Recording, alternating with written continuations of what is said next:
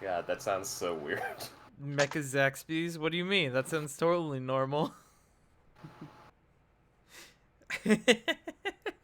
Well, on that note, guys, gals, non-binary pals, welcome to another episode of War of the Shadowed Sun. I am your humble dumble master for the evening, the one and only pudding pastry, the Farting Tot, and I am here with my crew of intrepid adventurers. Say hello. Hello. Hi there. That was a noise River made. Just the clap. Blah.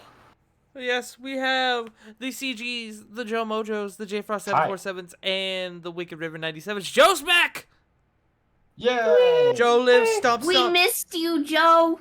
No, you didn't. We were gonna do a bit where, like, he came in during the intro, and what were you gonna say? You were gonna, like, come in, like, heavy breathing, like, God damn, he was fat!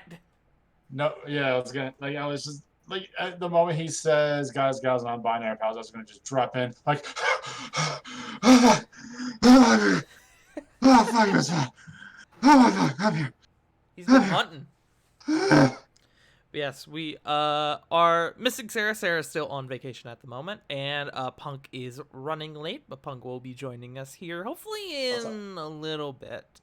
But we have the rest of the goons at the moment, so we are going to go ahead and get started. What we like to do is some test rolls. Is it God, that it's been so time? fucking I long. don't need to wait for an opinion. 10. It's been so long. How do I roll dice? Is it like It's this? only been 2 weeks, bro. Wait, Joe, you were Wait, literally that's a four. playing yesterday. I don't know what you're talking about. I was Oh, there. no. Oh, Jay, bro. That's what you get for no. waking up late. Fucking, I don't know what you're talking about. Sorry, I have no memory of unloading into a vampire. No context is given. No context. Oh, yeah, brother. Anyway. Yippee-ki-yay! Anyways. Some yees were hard. Some yees were hard. Let me find some good music. I want... Yeah, we'll do the good old Firelink Shrine music. I like the song for D&D. Last time, in the midst of your party's downtime, you all continued your various areas of work and relaxation.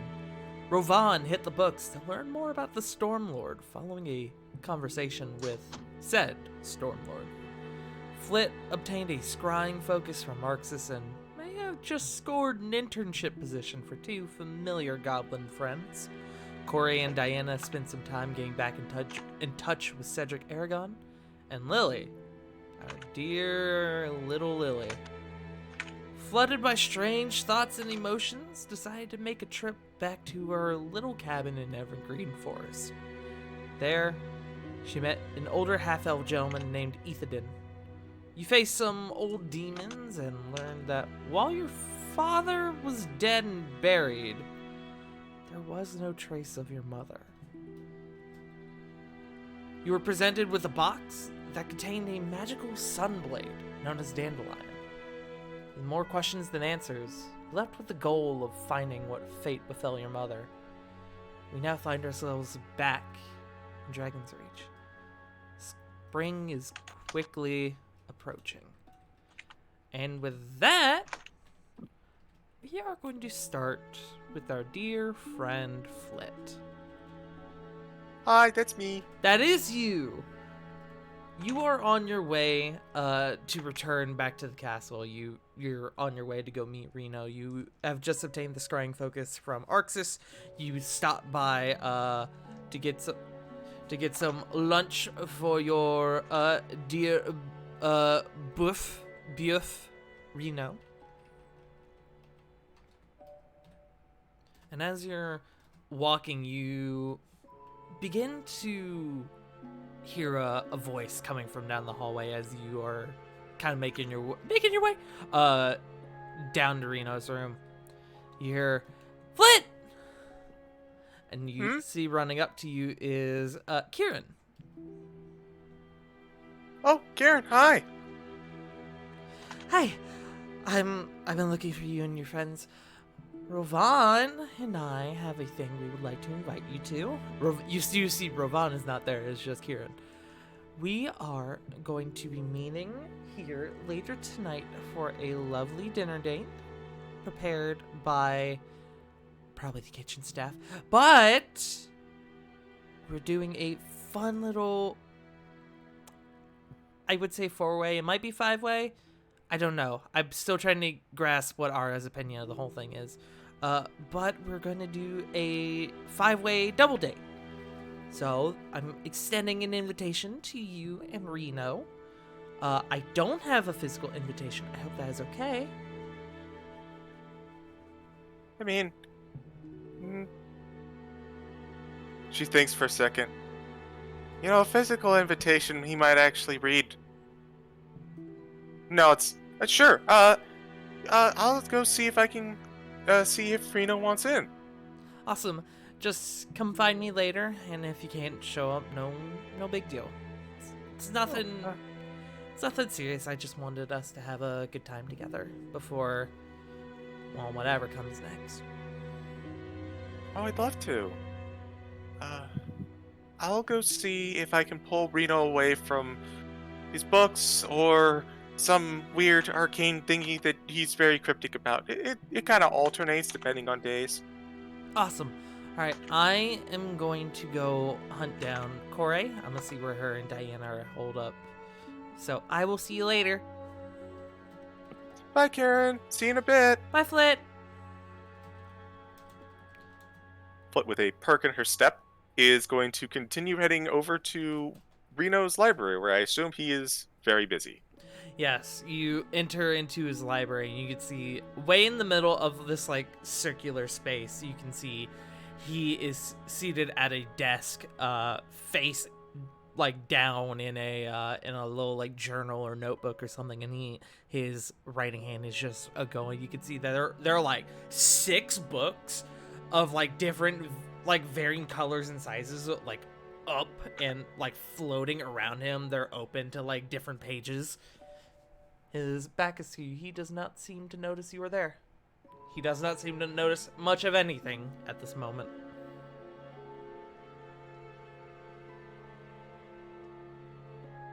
Flit is just going to give that, like, oh, you eye roll and smile.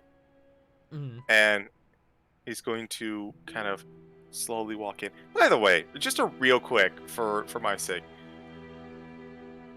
Reno's, like, library, does it have any windows?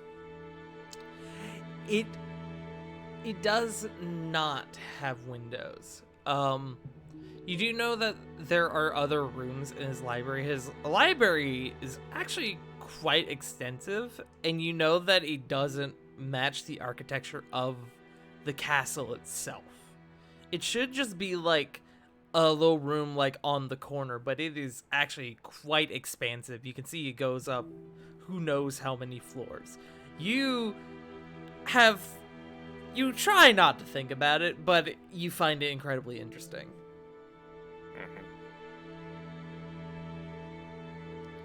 So, Flit's gonna walk up with the food in hand, and it's gonna stop as Reno is very clearly like involved in everything, but she doesn't want to do that. Oh, someone's clearly in focus, so I'm gonna snap them out of it, and if I say or do anything. So, she's going to. I guess she's going to look for like a floorboard that she knows is creaky and step on it. Make me an investigation check.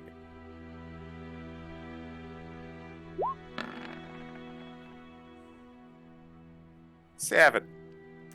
You look down and most of the floor is like rug. It's like carpeted flooring. Curses, foiled by comfort. So you kind of look around and you go, You kind of step in a few places because you're like, logically, there's wood under the floor, under the carpeting, right? You kind of like put your foot in a few steps. You sort of do like an improv like stanky leg, but you don't find any squeaky floorboards. She sighs a little bit, and she's going to walk on over to the desk and take a seat opposite Reno.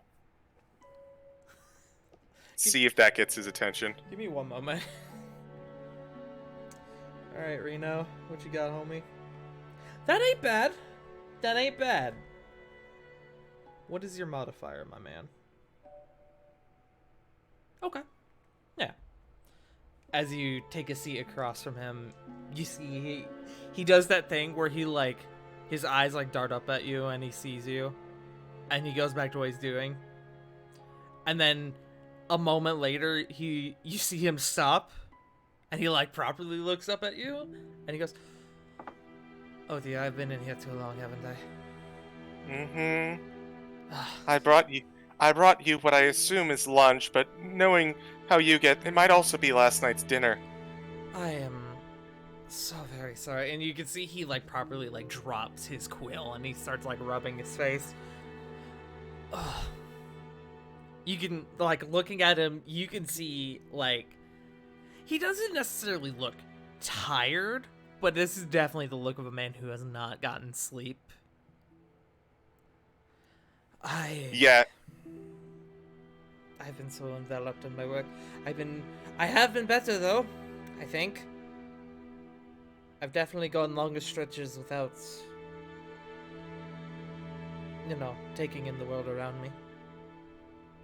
Well, admittedly, she kind of looks up at the library. This is kind of a good place to go to just forget the passage of time. You don't even have a window in here. No. I've been trying to think of hypotheticals to have windows, but I would need to determine what they would look out to. I guess that's true. This place is definitely very, non-traditionally built. Oh, exactly. Yes, it is all magical, in fact, done by yours truly. Of course. At least I I mean- was able to remember to cast the spell again. That's good, at least. Say, Tart, Yes, I have a question. I have an answer. So, on my robe of useful items, there is a patch Mm-hmm. for a window. Okay. If I put it on... Oh, excuse me. If I put it on As you hit one of puberty. the walls... It's gotta happen sometime. About time. If I put it on a window, or on a wall, would it actually make a window? Let me look up robe of useful things, because it literally just says it's a window, right? Uh-huh.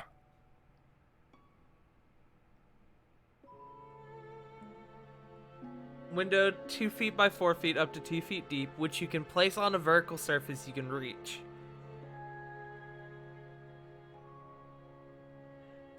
Yeah, I'd say if you put it like on a wall, it would just immediately look out to whatever's on the other side. Because it is technically magical, so I'm not gonna be like, yeah, you gotta like cut out a hole in the wall. What? No, I'm fucking. If you put it up on somewhere, it's a magical window, quote unquote, for the sake of putting it up on a wall. So, Flit is going to look for a spot. He's going to quickly leave the food in front of Rena. Well, I brought you lunch, or yeah, it's lunchtime right now. And I believe I produced the large turkey leg and the blueberry pie. Yes.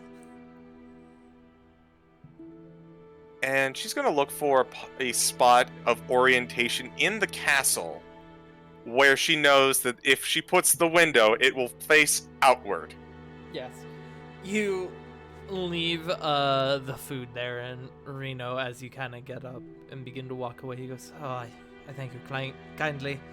I will not do this meal injustice, and I shall partake." Of course. Gotta be sure to savor and enjoy it as she's kind of like walking up to a section of wall. Yeah. Speaking of the passage of time, though, and she is going to pull out the window patch and slap it on the wall. You know that from your entry point to the right wall, that should like look out to like the bay, and so you instinctively go up to that and you place the window up along that wall. What you see on the other side is not what you probably would have expected. Rather than seeing the outside, seeing the bay, you instead see a myriad of swirling colors, almost like looking into like like ice cream places when they have like the 3 like flavors of sherbet. Mm-hmm. That it's like that, except they're all like mixed up together and swirling around. Flick's gonna look at it for a second and go, I don't know why I thought that would work, but I really just wanted to give you a window to the outside. Like I said, I need to think of a place for the window to look out to. Which Well. I could do which I could think of one right now, but I don't think it would work until tomorrow. God, no. You've put enough thought into probably more than most people do in about a month. And she's going to come back and sit down right next to him. You would be correct. I've been very hard at work. Flint, make me a perception check as you sit next to him.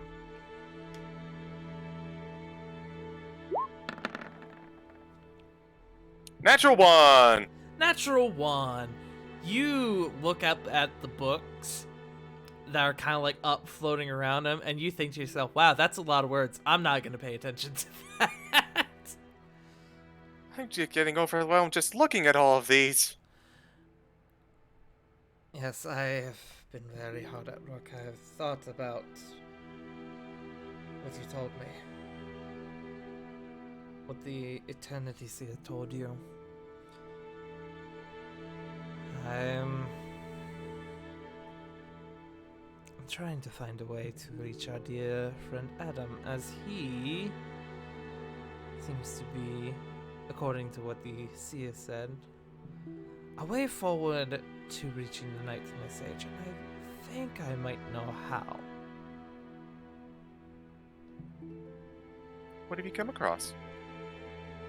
Well, as I'm sure you're aware at this point, friend Adam, he travels in between space and time. He is a sort of an adventurer, but not in the traditional sense. He goes from one place to another almost uncontrollably. Usually his destinations are determined based around a certain individual or scenario. But my thinking is he has, via this means of motion,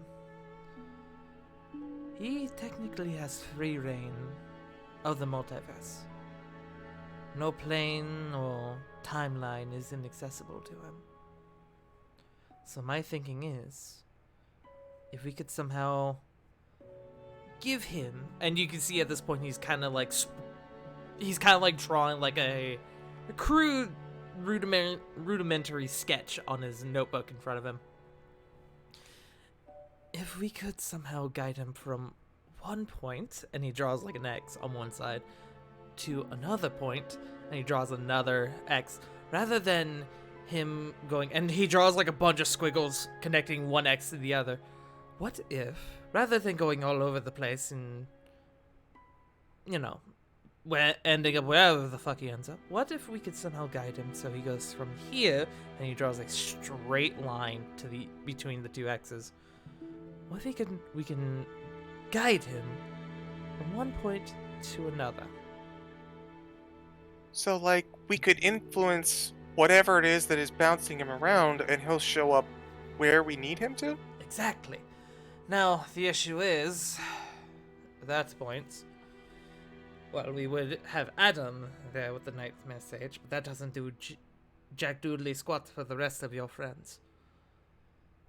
That is the part that I am trying to figure out more than anything. Which, admittedly, might be simpler than I originally thought, but we'll get to that. And then he kind of set the quill down again. I don't know if I've ever quite told you my relationship with Adam. No. Well, Adam tends to keep a lot of that stuff a secret, and I never asked, so you really didn't have a need to tell me. Well, Adam is a dear friend who I've known for many years at this point. He was actually a research assistant of mine. We were looking into the concept of traveling through time and space, which, technically, we succeeded, but not to the degree we had imagined. It's my fault that he's now trapped in this unending journey, being dragged from one point in time to another, never knowing where he's going to end up.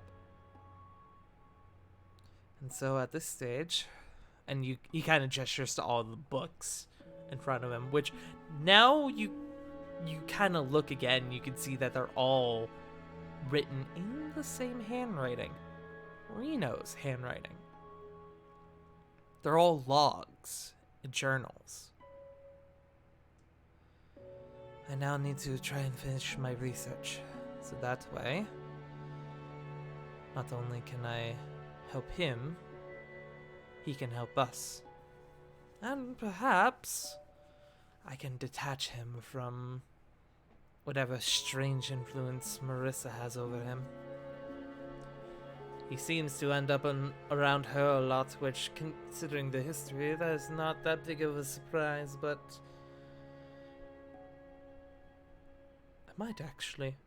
No, thoughts for later. Thoughts for later. Food now. Food now. Make me an insight check, Flit.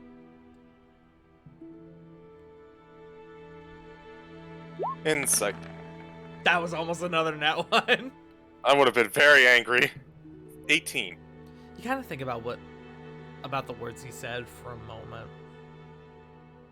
About Adam's connection to Marissa.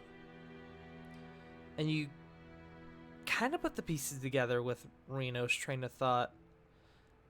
If Reno's plan works, he might be able to use Adam to help you track Marissa. Or at least send Adam to a point where Marissa is intentionally.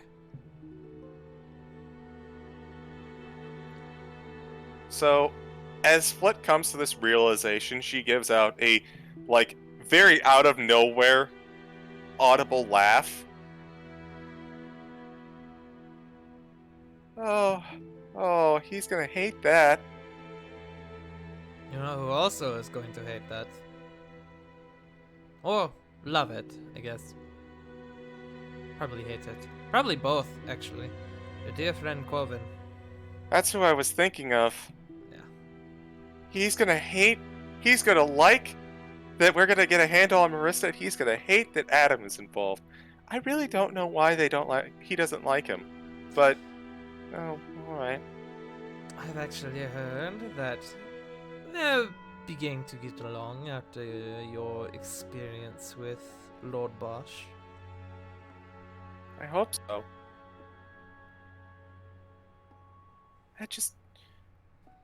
I get why everyone was very skeptical when Adam showed up the first time. He just kind of sat down. It's like we were all old friends, but everyone was very suspicious, and I was interested in learning more about him. And then, as time went on, we did learn more about him, but Corvin just seemed to remain as hostile. I don't know.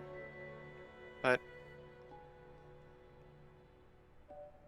Flit's going to kind of look on over to a couple of these books, see that they're all written in Reno's hands.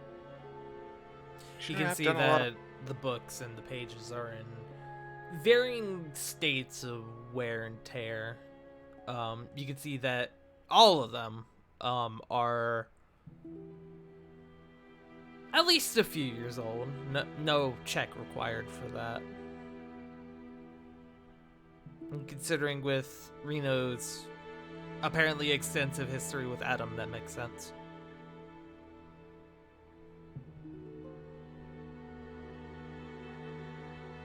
She thinks to herself for a little bit. Well, I think, if I may, Absolutely. have you... You mentioned that you haven't slept for a few days. I think you deserve a break. He kind of like leans back in his chair a little bit. I think you're right. So, Kieran actually came to me a little bit ago, on my way over here with your lunch. And How's she doing? I have She been seemed pretty meaning to check up on her ever since the incident. she seems pretty chipper. Flit, you know, Okay. it's been almost 2 weeks since the incident with Zygmotus. Yeah. I also know that, she and Rovan became a thing, right? Like, obviously, because I got invited, but, like, how long ago? That's a good question. Rovan. Yeah. Did you tell your friends about... I think we've gone over this, but I want to reiterate it one more time. Did you tell your friends about you and Kieran forming a relationship? And if you did, when? Shit, good question.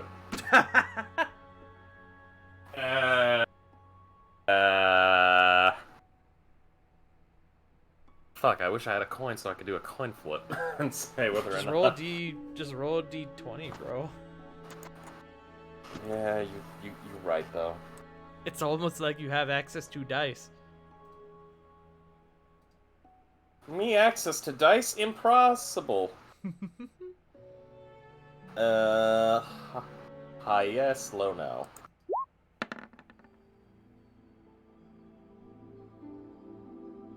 That's Oh still well, that's the. that's still technically low. I always Then say I- it was high. That is the most milquetoast fucking roll I've ever seen. 1 to 10 is technically low. 11 to 20 is high. I guess not. Probably just because of, you know, work and stuff. Yeah, you've kind of been in your own zone. So, Flit, you would have actually learned about it from Kieran probably the day after. Gotcha. So, Ravon didn't say anything. Kieran absolutely did. Kieran absolutely would have started telling people.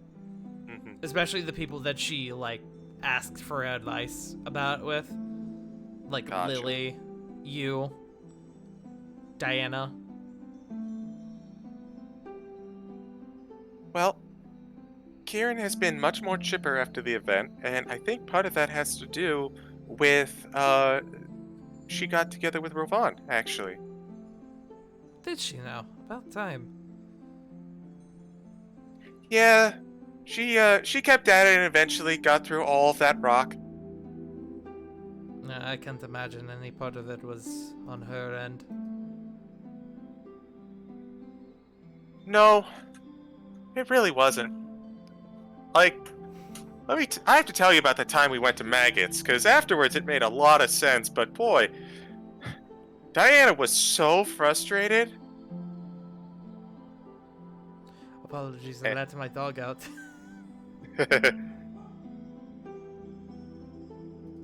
Reno, I didn't know you had a dog. It's a blink dog.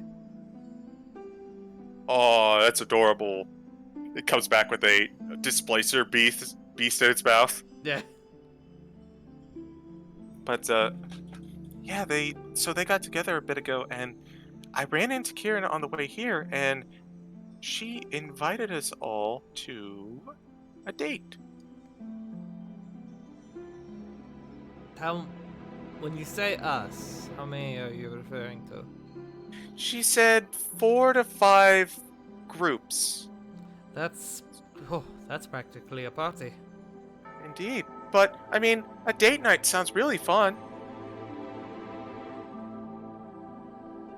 You see, he kind of thinks for a moment. He kind of looks back up at his books. I see him as he kind of gazes, and he goes, "Here, I tell you what. I don't know how much I can help, but let me help for at the very least this afternoon, so we can make a little more progress, and you can feel just a little less guilty about taking time off. No, How's that sound?" no. I've been locked up in here for a bit too long, I think. I need to get out of here for a bit. And you see all the books, not slam shut, but they all kind of like forcefully shut all at once and begin to stack on the desk. He begins to stand. Oh, legs wobbly. Has been a bit. Oh, jeez. Yeah. Let's head up. You know what? We've got some time till this evening, and I haven't had you to myself for a little bit either. Why don't we spend some time together? That sounds lovely. So she's going to kind of walk out with Reno, kind of side by side, and You do notice he smells just a tad. she looks it over. Has he been wearing the same outfit, by the way? This is the last time you saw him. Yes. She's gonna give that smiling shake of the head, and it's like, you know, if we're going to go on a date, I can't believe you would show up in the same clothes you rolled out of bed with. She just playfully just shakes her head. Ouch. I mean, you're right. She gives him a little arm jab. I suppose I should do something about it. And you see as he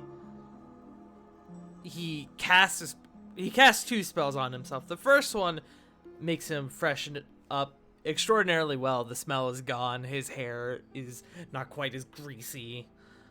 And then the second one, you see the robe that he was wearing, which you're quite familiar with this robe. It's kind of like his normal thing that he wears. It turns into not quite a suit, almost like suit without the jacket. Mm-hmm. You Kind of like a nice button-up shirt. Yeah. A little bit of the bow tie around the neck, and he kind of looks down. I think that is much better. Wouldn't you agree? I do, but now I'm realizing I don't have anything that really matches. I mean, I have a dress, like a really nice dress, but I don't think a ball gala is quite the tone that we're going for with this date. I have an idea. And he is going to cast a spell on you that changes your outfit into this very beautiful, slim dress that from one angle looks bluish, and then from another angle it looks red. And as you kind of adjust, it is quite similar in concept as to what your gala dress was, kind of that whole idea of looking at a certain light, it transitions from blue to red to purple. Except this one is far more casual and a bit frilly.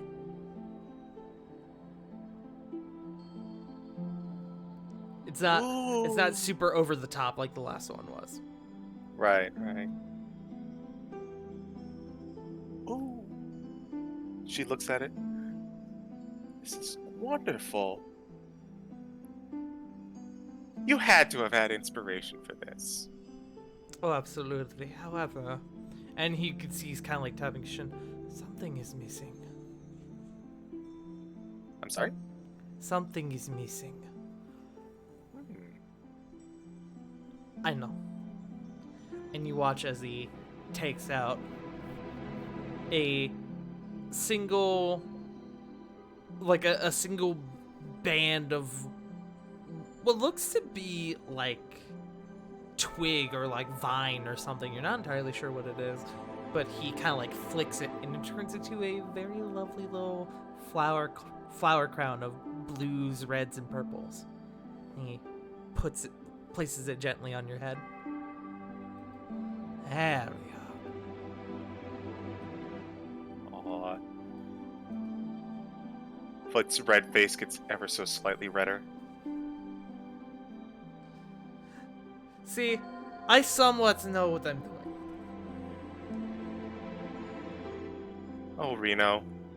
I've never thought you didn't have an idea of what you were doing.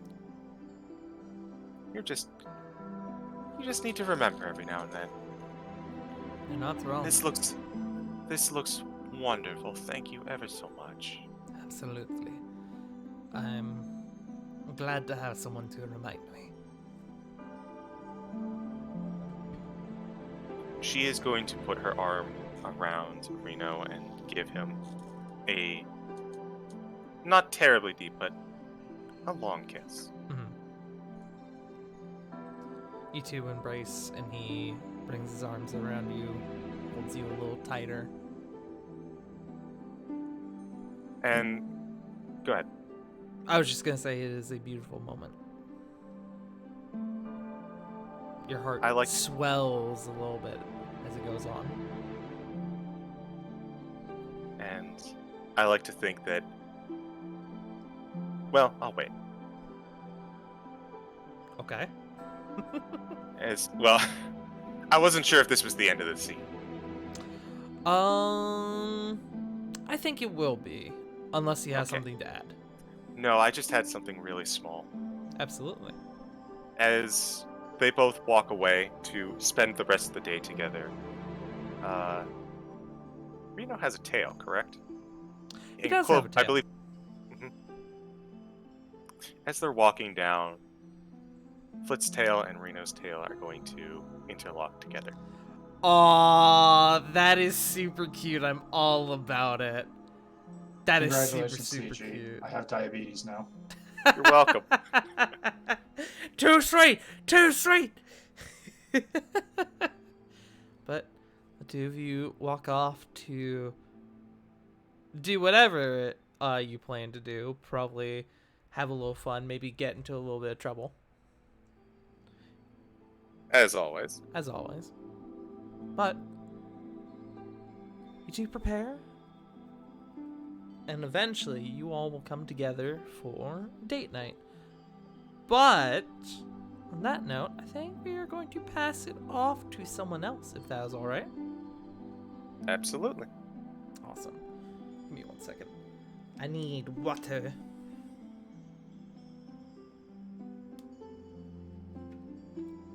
There's a friend. Friend acquired.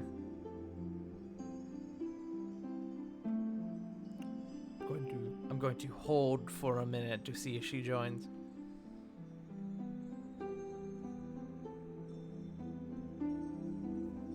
I'm also going to try and kill this gnat that's flying in my face.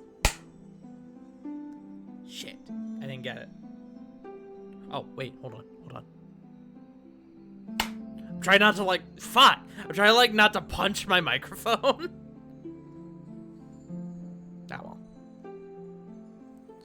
Well. Anyways. Let me see. I will ask, because I don't think I got anything. Lily, did you have anything you wanted to do before date night? You kind of, as you're walking, as you're returning from your journey out, you get a sort of message in the back of your mind from Kieran saying, "Hey Lily, we're doing a sort of group date night tonight if you and Genia want to come. It's gonna be in the castle."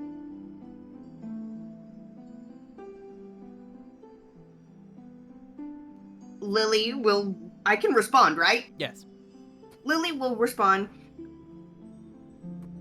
Absolutely. I need a break. Okay. You have a bit of time before the date night. Would you like to do anything?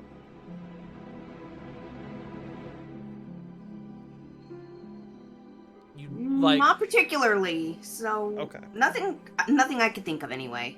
Okay. Absolutely. You, after the kind of long and stressful day you had, you do kind of go home and you begin to prepare for the day tonight. As I go to burp. Oh, excuse me. Excuse me. With that... Hey, Punk, how's secret chat? I was trying to, it wouldn't let me in general for some reason. I guess the server, Oh, yeah? my connection wasn't, working. That's weird. And so I clicked general and I clicked secret. And I guess because the last one I clicked was secret, it threw me in there. I don't know. That's weird.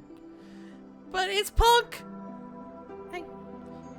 You miss Also, a... trust me, I try to come in, like, soft. Well, you came in between moments, so... I see. Nice. You came in just after Reno and Flit shared a cute moment together. Ooh. Speaking of, Corey, I'll just do this for you real quick. I know you just got in here. As you're kind of going about your day, you end up bumping into Kieran, who invites you and Diana to a date night, kind of like a group date night later A tonight. date night? A date night.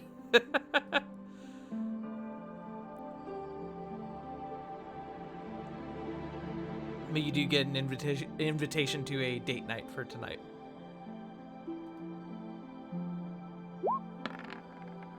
Oh yes, must not forget your test roll. No, 11. 11. Also, could you perhaps either turn yourself up a tad or get closer to your microphone, please? You are just a tad quiet on my end. Nothing serious. Closer it is, because that's all I can do. Okay, thank you. But I presume you wish to attend this date night? This Oh yeah, I didn't know if you were date doing that night? like now, or if you were... I didn't know if you were doing no, this it's in here, gonna but be you in were a just little telling bit. me above game. You're gonna get it in a little bit.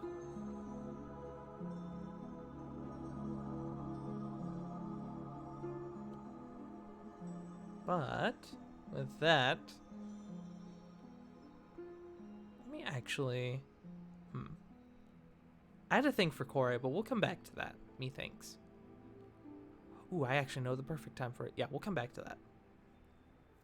We are going to pop on over to Corvin.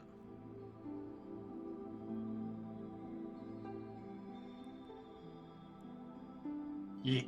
Okay. Hey, Corvin. How you been, buddy? Agreed. Above game. Yep.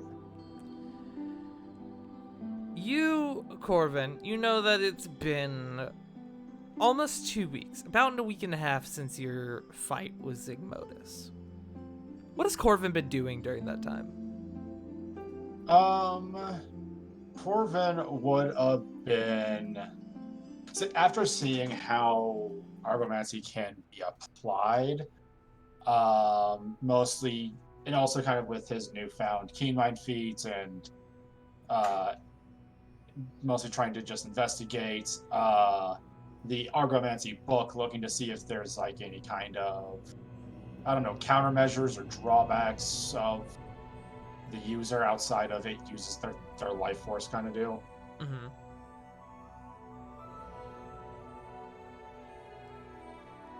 Go ahead and roll me. What have I been having you roll for this? Was it Arcana or Investigation?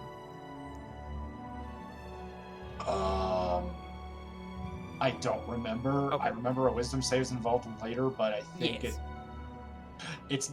they're both the same Yeah. amount. Go ahead and roll me an Arcana check. As you Okay. are kind of flipping your way through the book.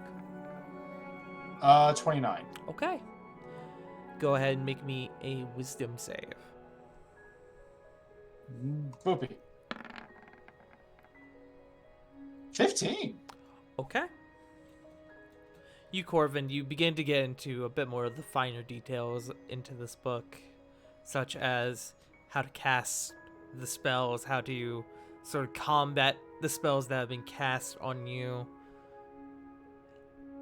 The text is not necessarily bland. But even if it were, the content is actually like still pretty enthralling to read. Corvin, you can, not this level, but next level, if you wish, you could take the Sunder the Soul cantrip. Sunder the Soul, you say? I will send that to you. Thank you. Which, for the sake of next level, I would believe it would be... Hold on. I forget how cantrip evolution works. Let me see. That's Let's see. I want to say it's like 2 additional hit die. Yes, so it would be 3d4.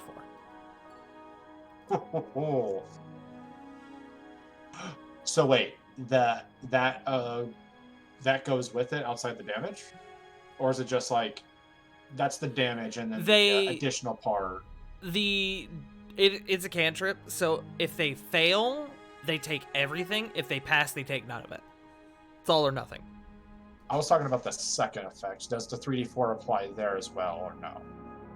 No. Oh, no. Oh, okay. I was about to ask. It's like That was anti-guidance. messed up. Okay. I was about to ask, but that would have been busted. No. Oh, good. Oh, God, no. Jesus Christ, no. Okie dokie. But you've been deep into this book, and there have been a couple moments where you've kind of been losing yourself, kind of realizing like, oh fuck, I've been sitting here for like 3 hours reading this fucking book. I should do something else. And you kind of like end up being like almost feeling like not uneasy, but kind of like it's almost like that feeling of like disorientation where you take like a nap and it like knocks you the fuck out, and you wake up like two hours later with like unsure of where the fuck you are and what year it is. Kind of. Yeah, at that point, he like I assume he would be like on the mast or something like that on the RS ship and just kind of hop down from there. You're slightly sunburned. Only slightly, though.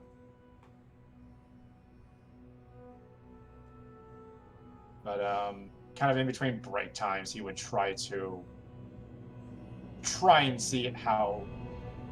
He hasn't really performed in a hot minute, so he would definitely like pop in between Dragon's Reach as well as Navilis just to put on shows. Mm-hmm. Go ahead. This will be funny. Go ahead and make me.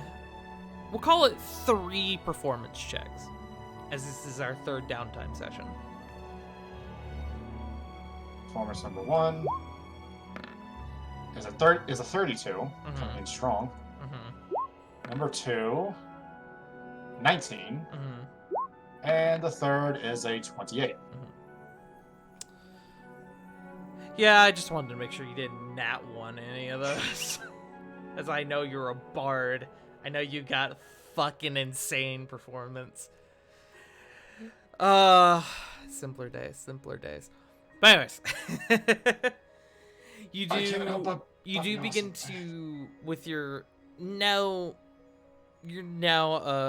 sort of reliable quote-unquote transportation to and from Navilis.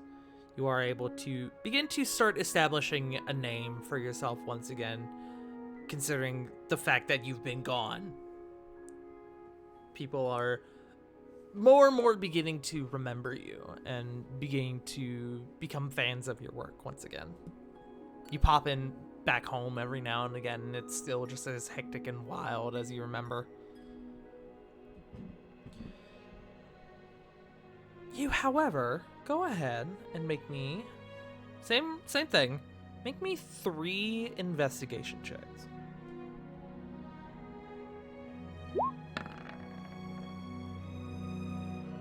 The first is a modified 20. Second is a 15. Fuck, didn't get it. And lastly is a 26.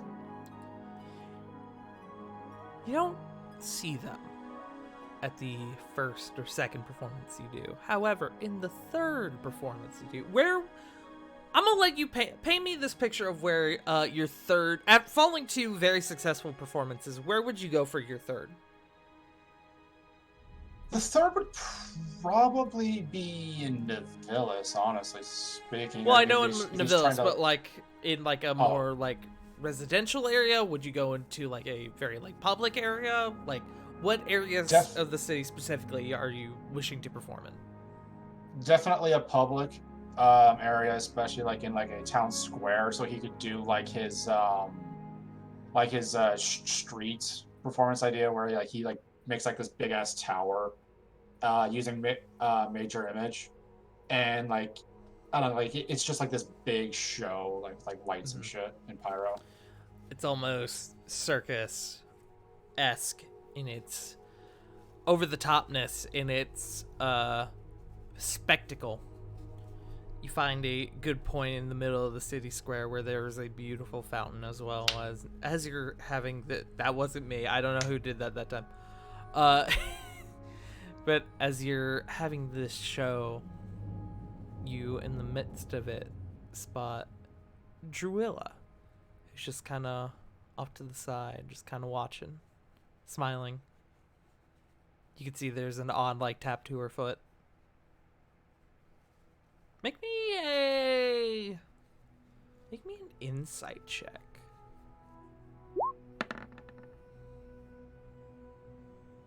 Ah, 15.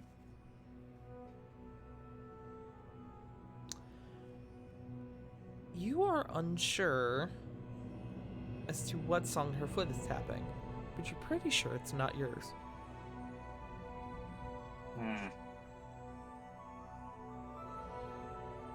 Sorry, I say not yours, not the one you're currently performing, more specifically.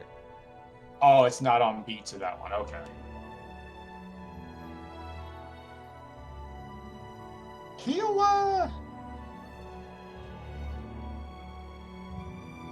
like, and this is like he spots her towards the end of it, right? Yes.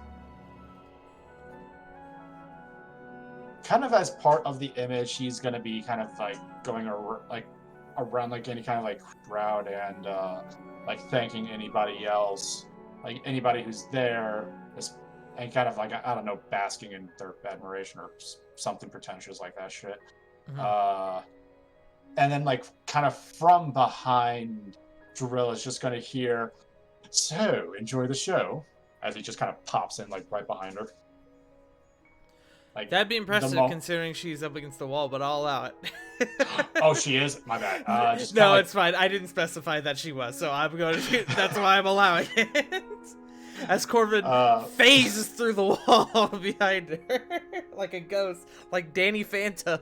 Shoutouts to Mario. True. I hate you. Oh, Name- right. Oh, right. I forgot about him. I unfortunately don't have the All for One theme on my music in my music No. library. Could we like No. pause for like 5 minutes? No. Y'all keep doing it, y'all gonna wear it out. True. That is very fair, actually. But as you approach her and you ask that, she goes, "Oh, it's quite lovely. I love the flashing lights and the whole spectacle of it. Very over the top. It reminds me of the old you." Oh, darling, that's me is long since gone, and like the moment, like if she ever looks back, she can definitely see that the image is still there. Mm-hmm. And it will definitely kind of continue to shift into him now, and I guess him like as he left, just like with this very cocky like expression. He would not have lasted 5 minutes in the prime material plane. Go ahead and real quick, just roll me a wisdom save. Wisdom. It's a 3. You look at this version of yourself that you have conjured, and you look at it intently, and for a moment you go, fuck, I have changed. And it hits you in a place that you truly didn't expect. Nothing happens. Just take that as you will. His smile would definitely kind of fade into more of a grimace. So naive. So cocky. He has no idea what's ahead of him. Seems to have worked out, at least somewhat. The game always changes, and you have to change with it, or else you kind of get stuck. He kind of says, kind of condescendingly, as he like slowly shifts his eyes to towards Drilla and then back towards the image. Oh, you flatter me, dear. Speaking of, I haven't seen you in a while, and I believe you have something in mind. Where could that have possibly have gone? As he just kind of pulls the necklace of Dimension Door out of his sleeve. Yes, that one. I take it you managed to get it fixed? I've made a couple of connections with a few interesting people, and one of those friends have definitely fixed it up. He definitely confirmed a couple of my own theories and thoughts. And what thoughts are those?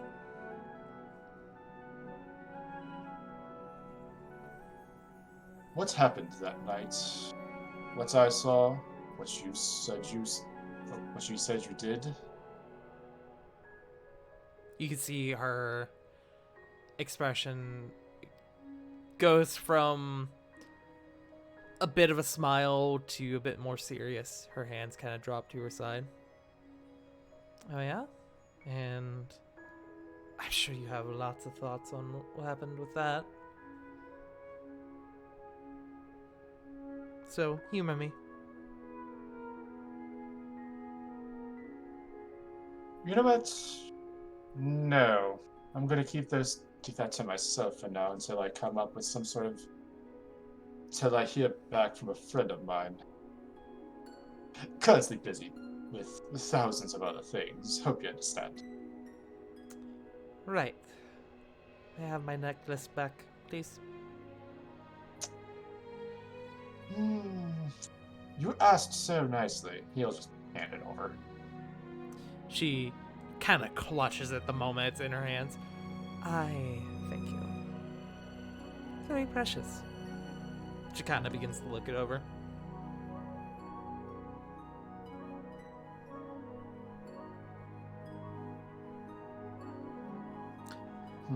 You know, Just gonna make a roll. Don't mind me, okay? as she's kind of looking it over, he actually is going to kind of say in a bit of a neutral tone of voice. You know, there was a time to where that smile definitely would have sent me up a wall, and I would have done anything to gain that back. But now, just feels like a job well done. She's gonna insight that. If you want to roll persuasion or deception, you can, but you don't have to. God, what would it? Would it be persuasion or deception to be like, oh yeah, by the way, I was into you. I want to say, what, deception? If you're trying to hide it from her, I would say yes. Okay. 19. 19? She also got a 19.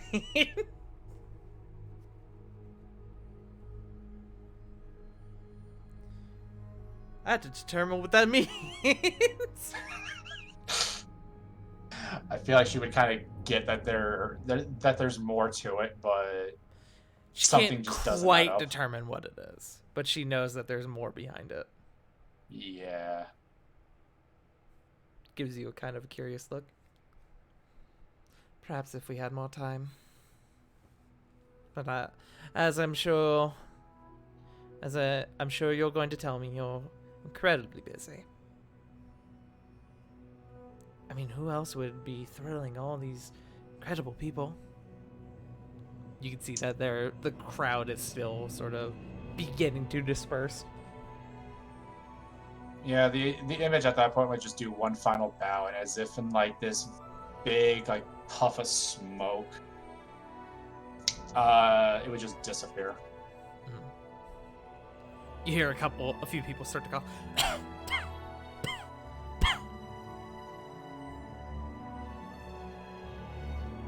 Druilla looks. We're all going through it tonight. Druilla looks back to you and she goes, "What are you doing anyway? I mean, I know you're. Besides fighting Archfey. I mean, you, I'm sure, have way more important things than entertaining these people." Have you ever gazed into the unknown, having it blink at you, trying to find its subtle mysteries, and yet finding everything that you've known and more? A little bit of that, a little bit of this. Can't really get into specifics. It's a bit boring. She's gonna insight that to determine what the fuck that means. She doesn't. No roll required. She looks at you and she goes, "Oh, fine, don't tell me, but I will lie, I am interested as to how dear Mr. Alakir is doing." Oh, I'm sorry, Mr. Alakir is your father, isn't he? I mean, yeah, I don't think I've ever steered away from him. He just kind of like... How is he, by the way? He's his usual self, a bit... I don't know, he seems to be staring more and more at... down towards the state... fuck, I'm above again, what the hell is it called? Like that center area, I can't remember what the name of it was. He seems to be staring more and more into the, I don't know, down into like the foyer? living quarters. Yeah, the foyer. And he seems to be getting happier and happier, but him being him, he just doesn't want to ever express himself. Gotta break that at some point. Although Mom's been trying to do that for centuries, I'm not really sure what I can do. Oh, if anyone do it, I'm sure it can be you. Oh, who knows? Maybe there will be some odd twist of fate in the near future. What a laugh that would be, hmm?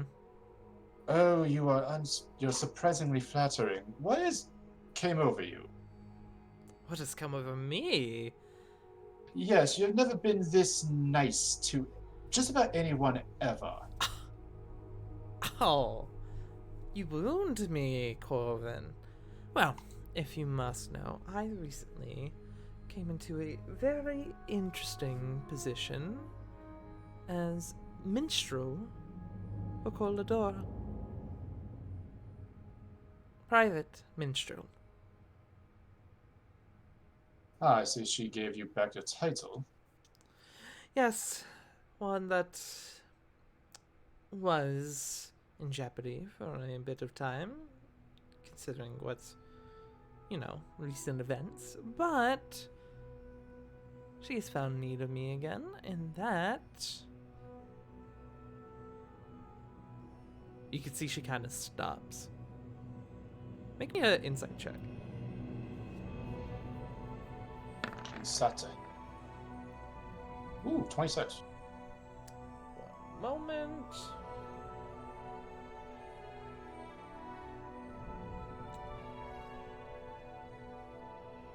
$26, you said?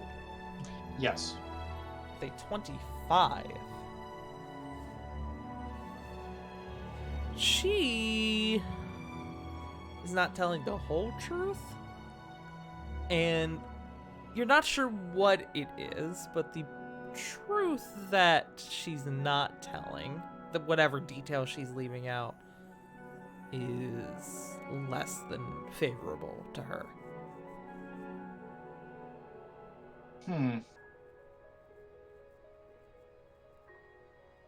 You know, there's a whole bunch of people back at school that would definitely try and pine for that position.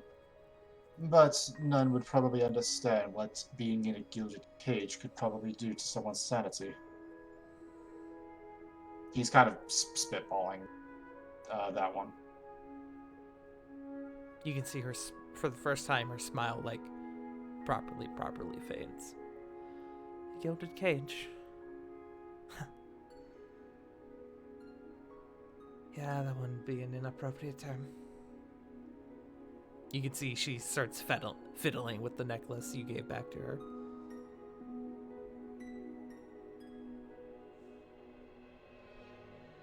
So, are you trapped in this position, or is it something that you could just, you know, politely leave? She clutches the necklace a bit more. It is a position that, while not entirely favorable, I'm doing what I need to do. I'm doing what needs to be done. And that is all you are going to get from me today. And she kind of like boops you on the nose. But if you show up a bit more and start continuing to make a name for yourself, perhaps you'll learn more in the near future. At that, she like slowly turns to begin walking away. Oh, how privileged am I to be knowing more and more about the great minstrel Druvilla, he says in a bit of a condescending tone. She looks back and gives you a coy smile. I learned it from the best. Damn straight. He kind of just whispers under his breath as he kind of just like, Oh, and I guess from you. Yeah, that's true. and at that he's just going to kind of just like kind of pop back into the material plane. Okay. You appear back on the deck of the Cruel Lady. And you can see that the crew is actually nowhere to be seen. Just kind of he kind of just like purses his lips a little bit and just kind of like scans the entire like front deck. Make me a perception check. Alright. It is currently, I will say, probably like 2 in the afternoon. 20. 2 You look and you see that Ara's door is slightly ajar. She never leaves her door open.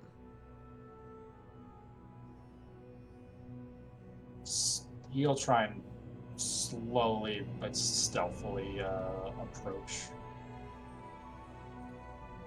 Okay.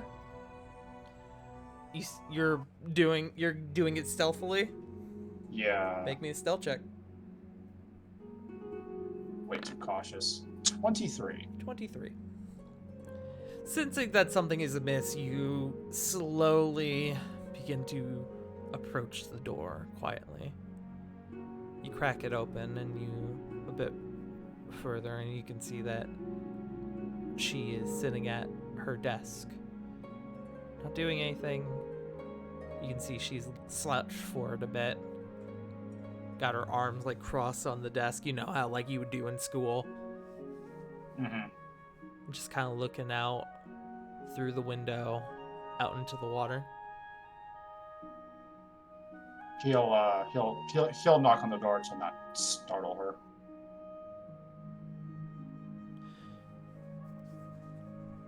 You knock on the door and she goes, "Come in."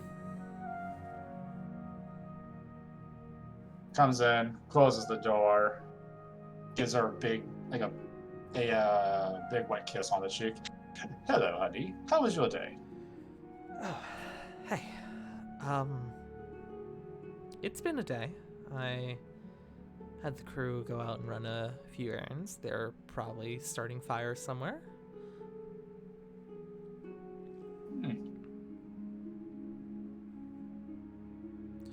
Corvin, fire. you would know over the past couple days, Ara has not necessarily been distant, but she hasn't quite been herself. And you're pretty sure you know why. Is the anniversary of her father's passing coming closer? No, but you are aware of some still rather recent news you discovered alongside her. Yeah. He'll just kind of sit on the desk if there's not like a chair nearby. Mm-hmm. Still processing everything I see. Yeah.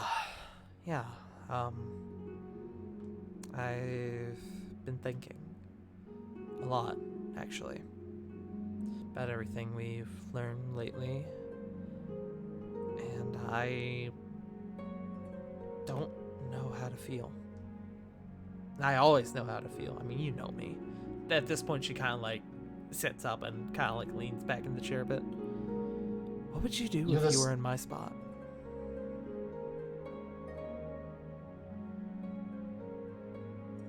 Kind of what I'm trying to do now. Plot, plan, and think of anything, think of any way to get to Marissa. Because I've been doing some thinking of myself, and I don't mean to upset you, but if she hadn't came to intervene, I think your father would have been alive, because he would have had your mother to lean on. You can see she kind of nods at that. Yeah, you're not wrong. And these unspeakable things that would have happened to someone who has literally broken a family apart like that. Can't possibly ever dream of it. She nods a bit more and she kind of gives you a look. My mom, that's still weird to say, invited me to stay with her for a while. To get to know her so she can get to know me. Just the two of us.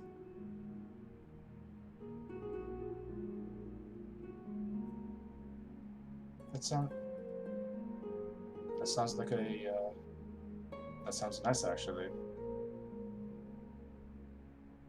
We're going to be busy with this. He kind of says in Elven, this Nightmare King or whatever, and I don't know. I would like to. You in a secure location like that would definitely be favorable, but No place is secure while I'm around it. You know that better than anyone. that's what I was about to say, actually. Her smile kind of fades again. Honestly, I expected you to fight me on it. It's an opportunity to get to know a family member you thought was lost long ago. How could I fight you on that? At this point, she slowly stands and she kind of takes your hand and she begins to kind of rub along your knuckles with her thumb. I think I am going to take it. And to be clear, I'm not leaving you. This isn't like we need to take a break. I'm not leaving you. I'm just leaving.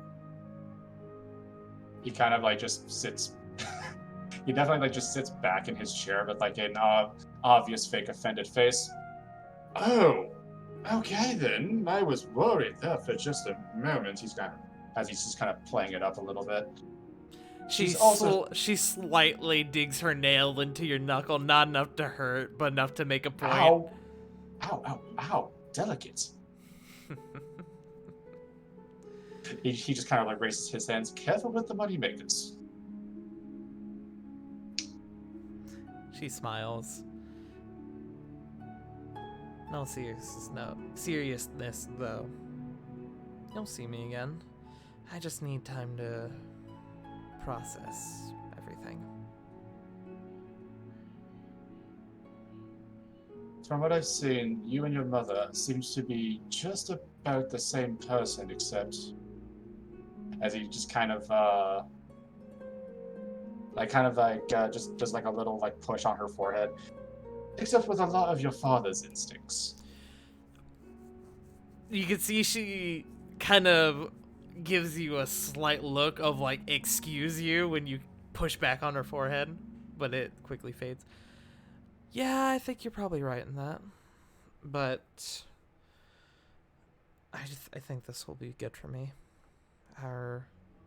She kind of takes your other hand as well. Our time in Mistro was wonderful. I won't pretend that it wasn't, but I also won't pretend that I was happy the entire time. That I wasn't thinking. You didn't really look all that happy when we were together, so I didn't really have any kind of I didn't lie to myself and thinking that you were, but things started becoming clearer and clearer. But I will say this, if you need, I will definitely be more than happy to bump you in and get you back when you're ready. She smiles and she gives you a return kiss on the cheek. In other news, in more lighthearted news, you and I have a date tonight. He kind of stops and thinks. He actually does like have that expression of, wait, when was the last time we actually did go out? Did I forget about it? Fuck. On his face. It was actually the last time that we've actually gone out, just the two of us. She gives you a look of like, that's kind of like that, yeah, I know. Your friend Kieran came by and we got to chatting, and she wanted some relationship advice as well as some other advice, which that I won't get into. Not while we're live on the air. I mean, the logistics of something that small, something that big, definitely have crossed my mind, but I'm not getting into that. Correct.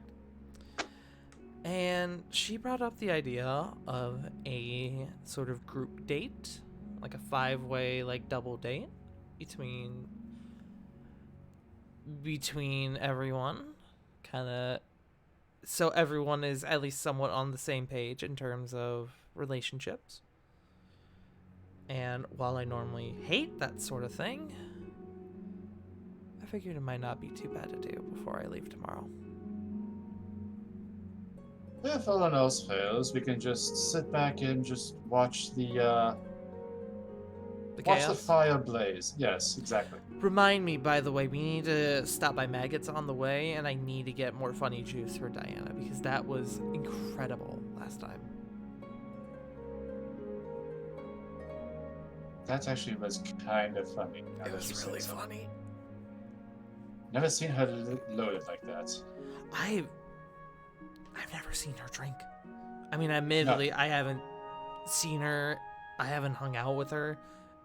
I traveled with the woman for months, and believe me, she would always go for water or some kind of milk or something. Yeah, she doesn't Never seem like once a normal touched drinker. She alcohol. seems like that person who hates being drunk because they know what kind of person they are. And God, I need to see that again. Yeah, a little bit actually. I'm kind of. You know what? No. This is going to be fun for the both of us. He just kind of says, like with like a devious smile, just rubbing his hands together like a fucking gremlin.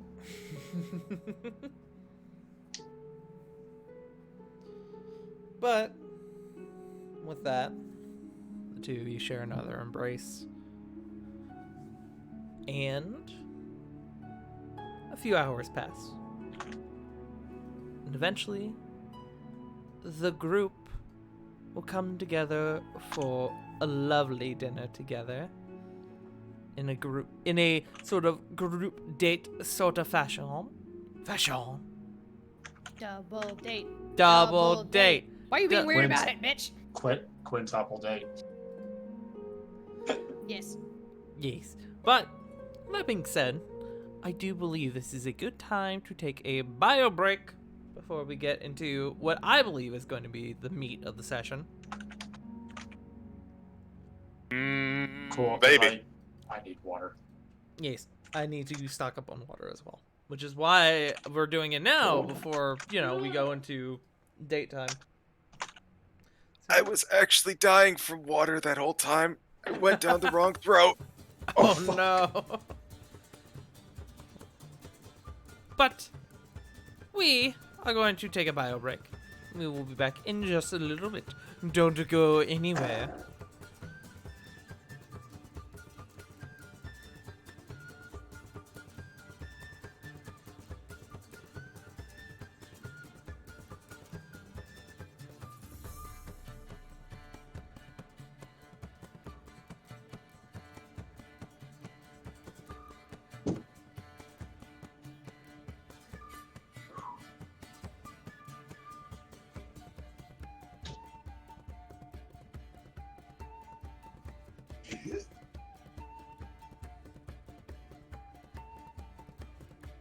I have returned.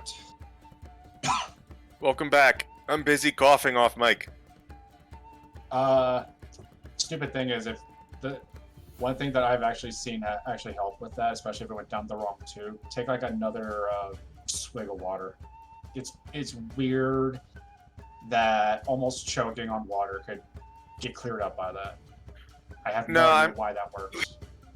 I already have. I think it's just got. I think at this point we just got to write it out.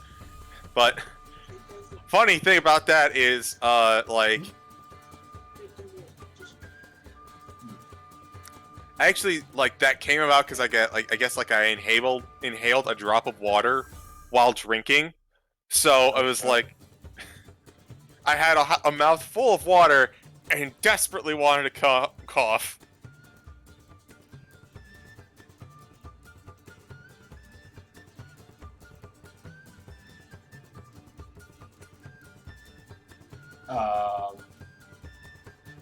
But yeah, so I've been intentionally vague about where I've been, at least on stream. But yeah, last couple of weeks we've been moving. So fucking what was it? On the 24th, we got a notice that we were going to be evicted from our last place of residence. So What? When did? yep. How come? Fuck that. So we thought our lease was up at the end of July, and we actually have it in writing that says that. But according to the leasing company, the lease was up June 30th. So news to us. We found a place before the eviction hearing, got that cleared up. No eviction on mine or Tigeri's record. So, hey, good news. And we found a new place that's actually. We found a apartment technically on the other side of town, but closer to like my sister, my dad, and a bunch of my family members outside of my mom. So yeah, it's not a terribly bad thing. We're also buying a bunch of really cool stuff. Like, we have so many freaking stores, fucking places to work out. It's dangerous. You want to know how close Hooters is to us? Very freaking close. How close Hooters is to us. Hooters? Hooters, the restaurant, yes. Oh my goodness. Hey, listen, they have fantastic wings. Do they? They are within DoorDash distance. Yes, they actually do. Once you get past the scantily clad waitress servers and whatnot, they actually do have some really good food. My wife is addicted to their wings Fried pickles. and the fried pickles. Fried Shout-outs pickles are to- delicious. Shoutouts to DoorDash and Grubhub and whatnot for allowing you to enjoy Hooters without being a creep about it. Like, Look, you legitimately, can go there and you can eat wings. The only way to like be a creep about it is being a creep. As long as you're Like- not a creep, you're fine. legitimately speaking, I I just don't didn't know even. they had wings because like there's one not far from me. Yeah, like legitimately speaking, the only reason why we go to Hooters is for the freaking wings. Okay, I get the chicken tenders, but yeah. Yeah, that makes sense. But it's also like one of those, hey, where'd you go for dinner? Where did you go get for dinner tonight? Oh, I got Hooters. You did, huh? Yeah, I had it delivered. Oh, okay. They assume you're a creep. Look, the waitresses they sign up for it and there's nothing wrong with it. The only thing that's wrong is people being creeps. Exactly. Like also, it's not that risque when you think about it. Like, Oh, I legitimately believe it. speaking, it's not- Especially, What's up? I believe it. Especially like as the image like solidified, and then as people have cooled down on it, you know. But it still carries that stigma. Unfortunately, yes, it does. They can't. They can't see the forest for the wings. Yeah. When I come across it though, like when it gets brought up in conversation, which is rare, but I have seen it happen, is like just you redirect that focus, that stigma to the nature of your friend, whoever just said it. If you know them to be good, they're fine. Like they probably went for the wings. If you know they're an asshole, then you can judge then. But yeah. So we're in a better spot, location wise. And yeah, that's pretty much what I've been dealing with. I wasn't here last week because I didn't get internet until until this past Tuesday, and mostly because like the freaking the one plugin that was like by my front door was cut, and the freaking and the Xfinity guy was like, yeah, I'm not even sure how the hell you were able to connect to this thing, and just like punched a hole in a wall essentially. They tried to mask up the plug with putty, thinking that it was thinking there was more than one outlet. I'm just over here like, what the hell? Hello. Yeah, well, Howdy ho. We talking about Mouse. putty? yes, the putties from Power Rangers. Now I was going on about where the hell I've been the last couple of weeks. Ah, yeah, you were hunting. I told the truth. You were hunting. Hunting down the fucking head of communities. Hunting rabbits. Hunting I'm sorry, dickheads. communities? Were you Corvin, that's called genocide. No. It's a, No, the I get the head of joke. communities. I get the joke, but no, I was intentionally being vague because I don't want to fucking blast people on the internet. Gotta I'm hunt pretty down s- whole ass communities. I'm pretty sure that's just genocide. No, because it's random. Thanks, Thanos. That's called serial murder. That's still called genocide. But yeah, that's a The IRL genocide run. of Thanos Random is Miner. hitting the woe on the ice.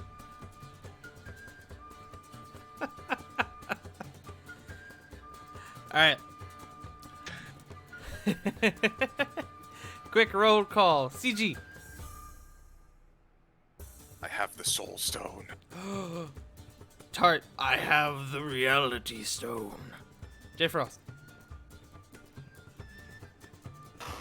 I have the power stone.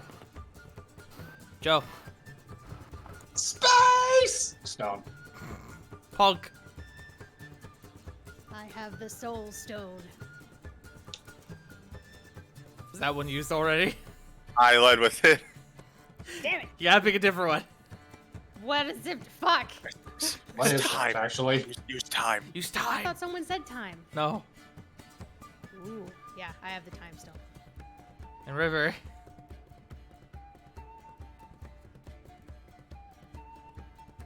River. River's out looking for the Mind Stone.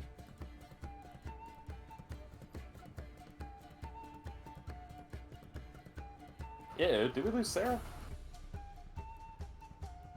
Sarah wasn't here to begin Sarah's with, so in that would be here. pretty hard. J. Frost, go back to bed. Okay, yeah, no, my brain really is fucked. I literally heard Sarah's voice in my head during this entire section. He's losing it. You have Even. no fucking idea. There's River. River, what stone do you have?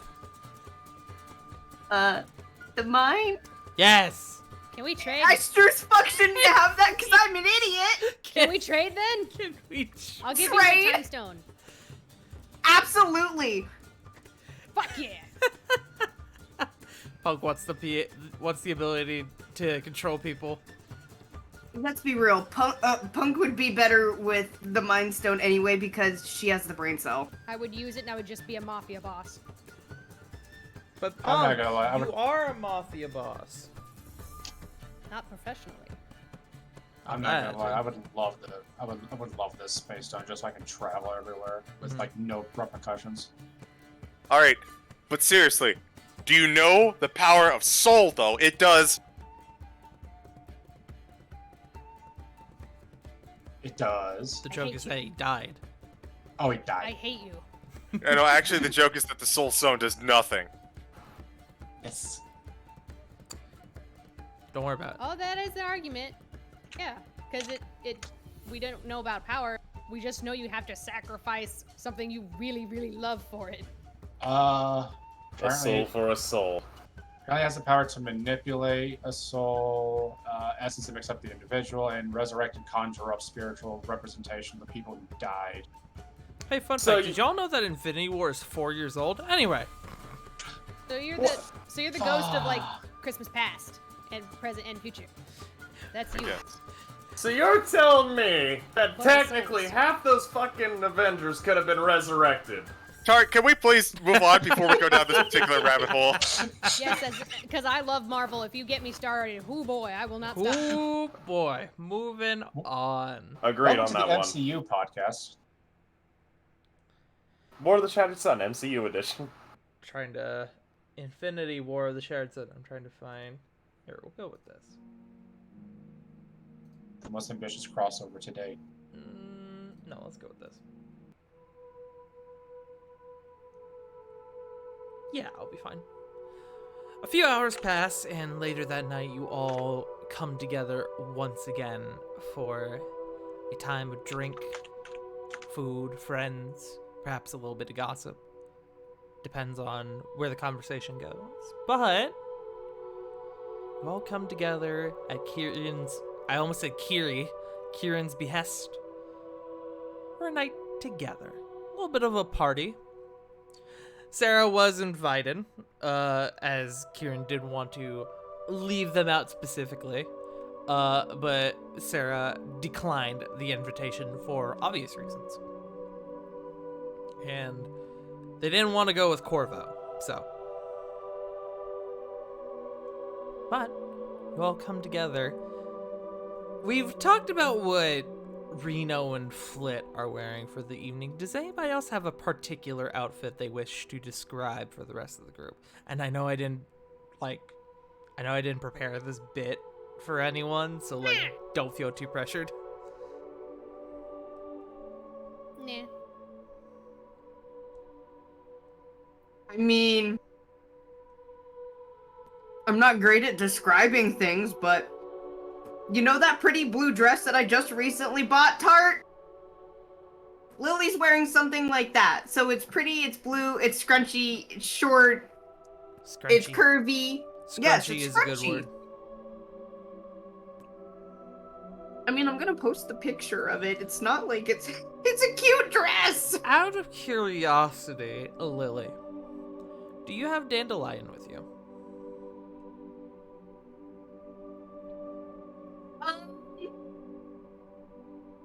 No pressure. I'm just curious.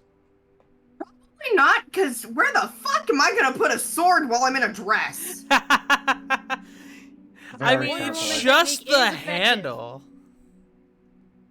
That's true.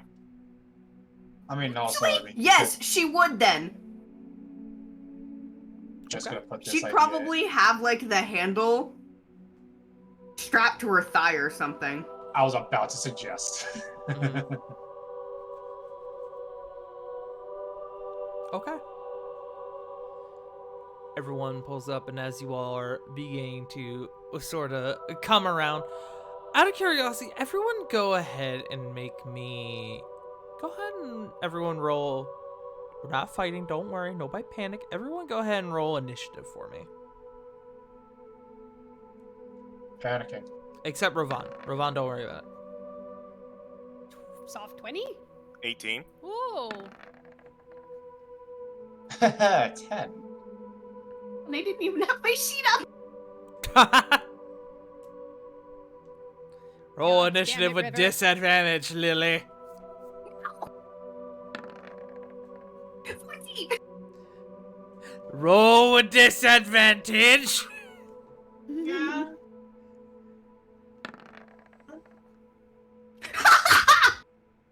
$14. We'll take the 14. Corey, understandably, you and Diana are the first to arrive, as you arguably had the least amount of distance to go.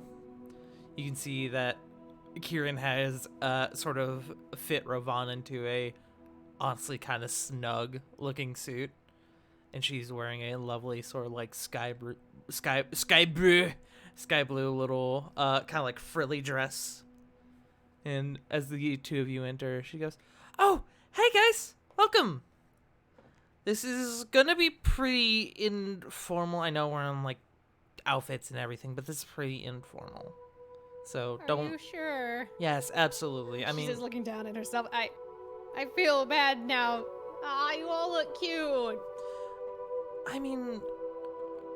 we're kind of just dressing up for the hell of it. I mean, it's Damn, kind of we whatever. should've done that, Diana. Diana looks at you and goes, "I did." You're- I dressed up, Reihua Corey. Where's your outfit? You didn't say Diana dressed up, asshole. I did. I'm just kidding. Me. I've just kind of been going on the idea that you both dressed up. You just didn't, want to really go through the process of describing an outfit. No, I was doing it for the. Don't worry about it. I see. Then never mind. Neither of you dressed up. Fuck you. Diana goes, "I wanted to dress up, but I've been all over the place today and I didn't really have time." Has So- that secretary of yours been at it again? Let's not talk about him tonight. You got it. Tonight the bitch does not exist. Correct. But with that, we didn't come empty-handed. I did go ahead and that was weird. Sorry, I shouldn't address it, but that was weird because considering Joe was muted and deafened. Yes. And it still I'm came glad through. someone Sorry, else that saw was it too. that was really weird to me. Okay. Discord, you bitch. Just No, that was all me. I apologize. No, I was- it's I was fine. I was fading in. I was trying to mute and unmute as Tigeri was talking to me. I apologize on that. No, one. it's- mess of like, no, like you have no idea like the rapidness I was hitting the fucking. Okay, button. that must have been what it was. You're all Yes. good. Sorry. I heard the voice and I saw that you were muted and deaf and I was like, how the fuck? Apologies. No, Discord it's said, all "Fuck good. you." All good. But Diana goes, "We didn't come empty-handed though. I did make another batch of, Turkish delight for this occasion. Corey, you helped. Above game, you helped. Hold on, I've got an idea for a name. Hold on. Okay.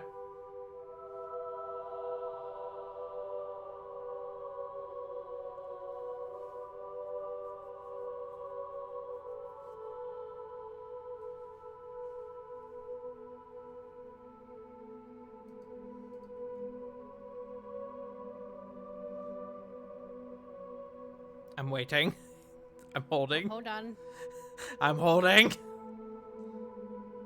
Ba, ba, ba, ba, ba, da, da.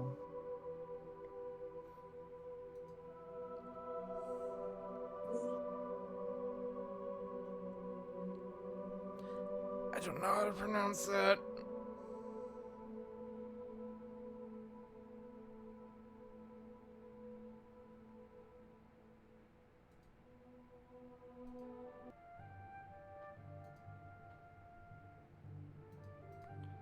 Oh.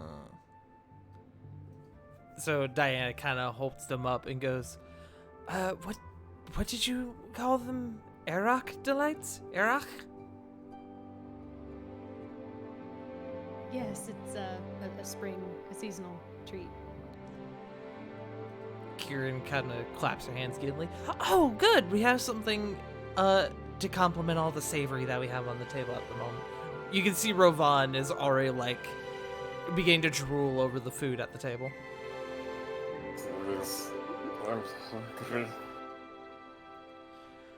The kitchen owed me a small favor, so I had them prepare something special for us all tonight. And you guys get looking, you can see there is a plethora of exotic foods and a just absolutely huge like assortment of I almost said an assortment of spread. There's a huge spread out before you guys. An assortment of spread, even. A literal smorgasbord. A literal smorgasbord. But you and Diana come in and you begin to make yourselves comfy. And the next two to enter would be Flit and Reno. The first thing anyone in this room would notice is that Reno is in a suit. Well, part of a suit. Kind of like a dress shirt and slacks.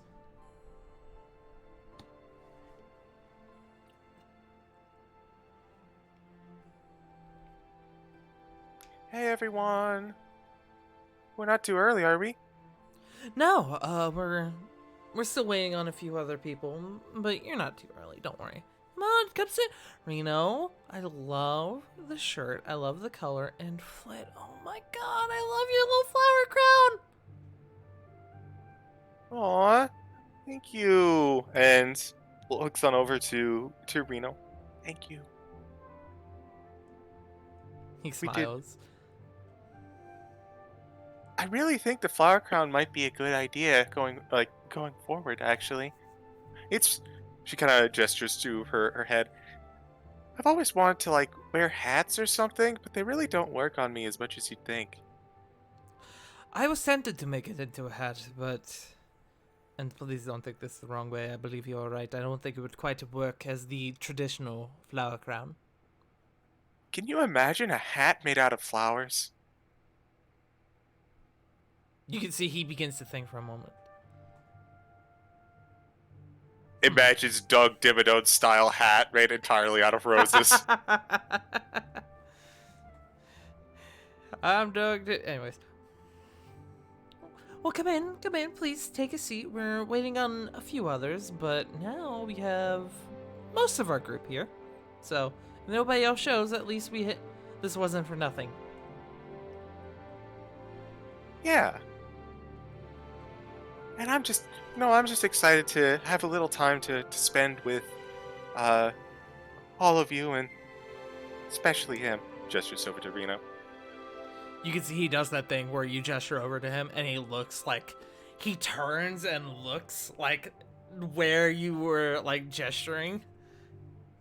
Hmm? Oh, me. Oh, yes.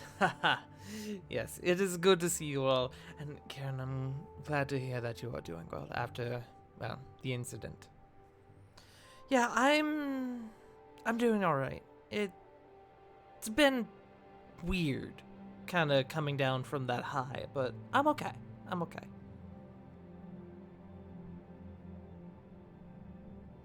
And it's around this time that Captain Lily Timbers and Genia would show up.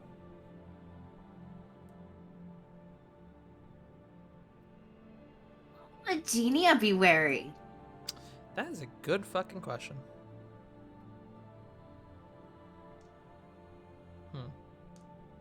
Power armor. True. Heavy plate mail and carrying a lot. No. Genia is one.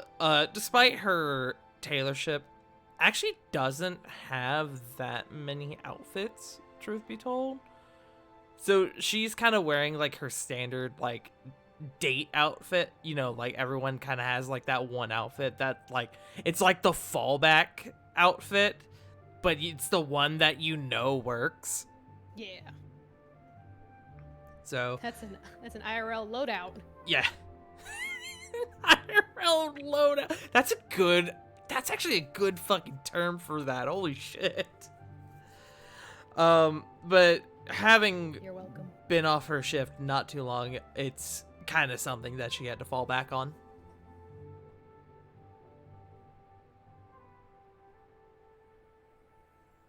I just realized I didn't describe what it was. It's sort of a like slim, black, just all black dress. Nothing too extravagant. It's slim. It's black. She's got like a little like gold necklace to go that matches it. So gorgeous. No, I hate it. Lily hates it too. No. Lily absolutely would be like opening the door for Genia. Make me an F. No. My question for Lily and Genia: would y'all have brought anything for this evening? And I guess I could have posed this question to Flint and Reno as well.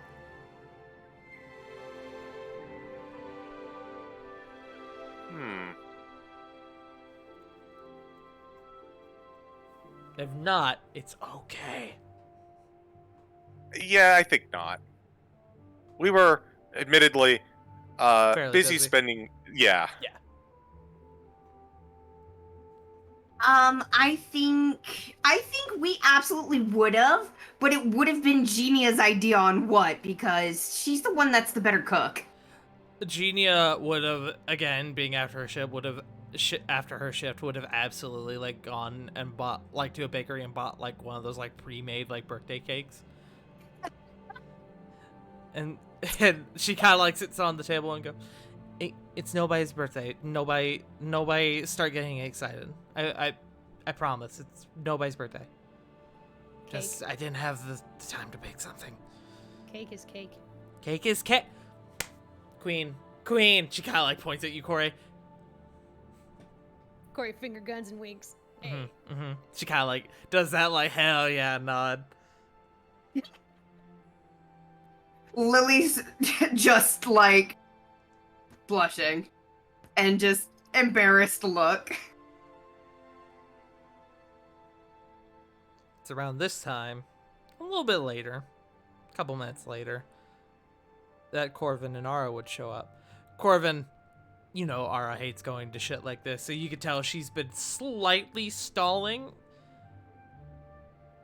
But Yeah. you do help her sort of work up the motivation to go. He would have mentioned something along the lines of we could just hang out on the sidelines and just watch shit unfurl if she's not wanting to socialize. You two absolutely stop by Maggots and purchase a bottle of the 2 bottles of the funny juice that caused some fun conversations the other night. Is there a way that we could like put it into like a decanter or something like that? Like an unmarked bottle.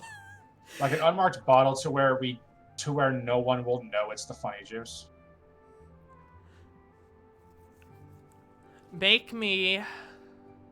I will absolutely allow this. Make me a sleight of hand check, I think, with advantage as Ara is helping you. Hell yes. Modify 20. Easy enough. With no issue, you were able to have two unmarked bottles of something. As you two are walking, Ara goes, all right, so cover story. We're going to say that Doc made this for the crew and that he had a bit extra, so we thought we would bring it. Well, no, because Diane doesn't drink shit. We can't pretend it's alcohol. I was just going to say I brought refreshments. They know me. They know I'm not going to really bring in anything to get them drunk. They'll probably just think it's something fancy from the Feywild. They don't think you would bring something to get them drunk? Wow, they are more foolish than I took them for. I have a lot of cards that I have not played on them, and frankly speaking, it's shocking how I've not done anything. Alright, we'll go with your plan. Simplicity in its is sometimes the best policy. As he kind of like knocks on the door. The two of you are let in and you make your way and you are met with a bunch of friends who are actually quite excited to see you, especially Kieran, who kind of comes up and is like, I wasn't sure if you guys were going to make it. I almost didn't, but I was able to convince her with a little bit of this. He kind of just pulls out the two unmarked bottles, a little bit of refreshments that I picked up from a stall in the Feywild. Ooh. You can see she kind of... Do you pass her one of the bottles? Yes. She takes hold of one of the bottles and she starts looking at her. Ooh, fancy. She uncorks it and she sniffs. Yeah, that's low. Ooh, that smells good. Okay, yeah, we can make use of this. Guys, Corvin brought drinks. Well, I don't know if it's drink, but it's drink. Sorry, I'm kind of an awkward host. I don't host things very often. Am I doing a good job? Please tell me I'm doing a good job. Yeah. You're doing we need a fabulous, beverage. darling. Okay. You can see there's a bit of relief that kind of comes over her. She comes back to the table, and she starts pouring everyone, unbeknownst to you all, funny juice.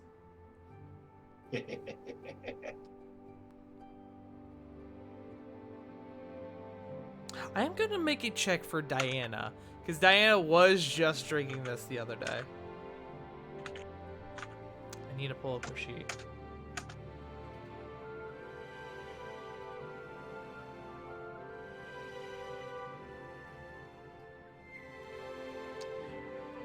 Let's see. Diana. What is your perception modifier? I also just realized I should probably start fucking leveling her up, considering she's behind you guys. Uh-oh. Yeah. She Yeah, she you hasn't should. she hasn't been with us recently. Yeah. Been busy with paperwork in city building. So I, knowing the conversion, actually won't make this higher. That's still a low roll, though. Oh no, Diana. Okay. Diana, upon receiving her glass, goes, "Thank you," and she, without a care in the world, just begins to start sipping it. Corvin definitely has like a composed look to him, but in the back of his mind, just like that evil grin starts slowly forming. Mm-hmm. And then we get around to Flit. And as the drink is handed to Flit, there's another hand that comes in and kind of intercepts it. And Reno, kind of holding his hand up, goes, I don't think you should have this, Flit. Well, why not? Well, you are not a drinker, are you? Oh goodness, no. She then goes to kind of sniff it a little bit. Make me a perception check.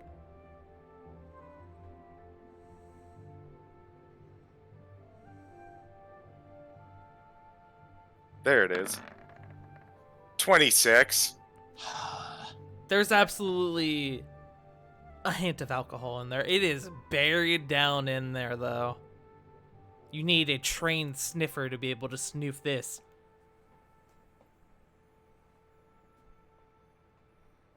How to respond to this? Your boyfriend's just looking out for you. You know, What you my choose boy. to do next is your decision. Foot is going to casually leave it on the counter and not drink from it. Okay. I'm just going to. Oh, I forgot where I set my drink down. Later, I forgot where I set my drink down, and I couldn't find it, so I just got a glass of water.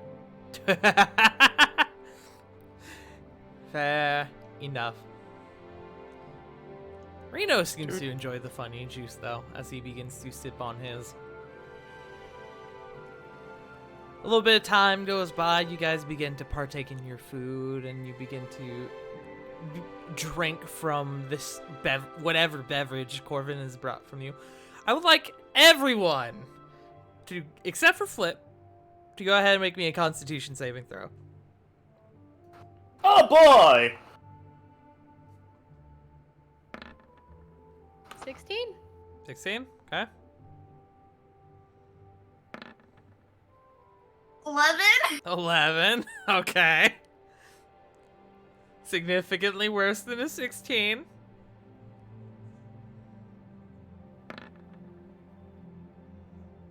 Wait a minute, hold on, question.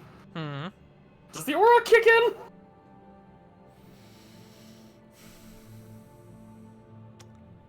Hmm. Because I just realized that halfway through that. That's a good So- question. If I may, at least share my opinion on this. When it comes to consuming something like this, consumption is usually the absolute most powerful form of having to make a save. That's why most ingested poisons don't even get one. So I would say, personally, I would say no. I'm thinking no as well. You know what, that's fair. I like that answer. But my reasoning is more Oh. because it's funny. Also true. 16 then. Okay. Joe had to step away for a moment. He will be back. And Okey-dokey. when he comes back, I will have him roll his save. Does anyone else? I guess I need to start rolling for fucking NPCs. God, there's like 8 of them here. Why can't y'all date each other? Why do y'all have to date these sexy hot, these You gave stupid us hot sexy hot NPCs? in games? NPCs. Yeah, Stupid sexy NPC. stupid sexy NPCs. Don't want them dated, don't make them so cute. All right, first one is gonna Even be then, you'll still Diana. get it. Go Diana. Go Diana. Oh, what is your modifier, Diana? Oh no. That is a 6 total. Oh no. Sorry, no 6 total because she doesn't have proficiency. Fuck. All right, we will go to we'll go in initiative order, I think, for this. So we'll go to who would have been next? We'll go to Reno next. Reno with like that's like an 18. Right? Reno? What's her modifier, bud? A 17. I apologize. I lied. Then we go to, I believe that's Genia next. Well, she's got a high con, but that is a 3 on the die. Ooh. No. Sorry, Genia. Sorry, Genia. Then we go to Ara, who, considering her background, I am going to give her advantage on this roll. And she is properly aware of what she's drinking. As a 5, and then that is a 3. Oh no. I don't even need to look at her modifier to know that ain't gonna do it, Chief. And then, of course, I need to pull up Sweet Baby Kieran sheet. Oh, sweet Baby Kieran. Not a bad con mod, but Kieran with the highest roll of the group with a 19 on the die. She is so innocent. She is unaffected. I fucking love it. She rolled higher than her Goliath Paladin boyfriend.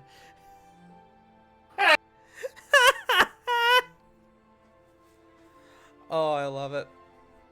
So, anyone who got a 15 or higher. So, that would be Corey, Rovan, Reno, Kieran. I think that's it. Yeah, that's it. Y'all are beginning to feel the buzz a little bit, but you're fine. You have no trouble with like cognitive functions. You still got like full mental control. The rest, however, they're feeling it. Corey, a little bit in, you kind of begin to put together what is happening and what you're drinking. By the time you do, Diana's kind of far in to the point that you're just like, well, shit.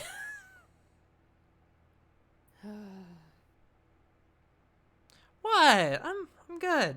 I'm good. No, she sighs and then she just looks up at Corvin. And not saying anything, she just mouths, I hate you.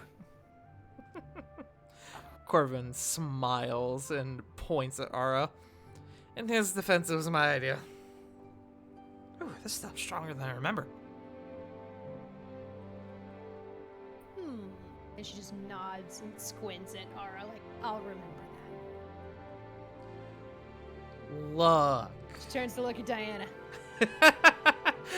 Ara goes to say something, but you immediately turn away from her before you can even hear out what she's gonna say. Diana looks back at you. I'm fine. Also, welcome back, Joe. Go ahead and make me a con save. For what exactly? For the funny juice. I will give you advantage. I was gonna say I don't think he would have gone for it, but I will definitely. Are you going to neglect the funny juice? It's gonna look suspicious if you're not drinking it too. Yeah, Sus, bro. a little sus. Okay. A little I'll, sus, bro. Plus, you still get advantage, so. I will Yeah. give you advantage. Thank you. For different reasoning now. In that you are purposefully holding back. 19. 19. you Kieran for still the had the advantage. highest with a 21, It's me. which I still find hilarious. I'm just, well, yeah, the little bunny can hold her liquor. Yeah, apparently. The little bunny who, in some countries is not legally able to drink. We don't worry about it. Here it's fine. In other countries, though, there's some lore in this world where in some places she wouldn't be able to drink, but we won't get into that. I mean, I think Rovan would say this hair is fine too. True. That being said, Corvin, you are purposefully holding back. It's not hitting you as hard as it is some of your friends. Kieran kind of sipping from her glass. This is really good. You said you got this from a stall in the Feywild? Yes, I can't really remember where I got it from. I just... a common rule is never accept any kind of food or drink from anyone of Fey nature unless it's through like monetary gain. It's a weird loophole, but I don't really remember where it came from. Aren't you Fey, though? Yes. Uh-oh. And it's at that moment where it kind of really begins to hit Kieran like, oh, I fucked up. Don't worry about it, darling. It's, like I said, it's a weird loophole that technically I don't, and yet I do count for that rule. It depends on the intention. Diana speaks up. Yeah, don't worry about it. We're having great. We're doing fun. She looks to you, Corey.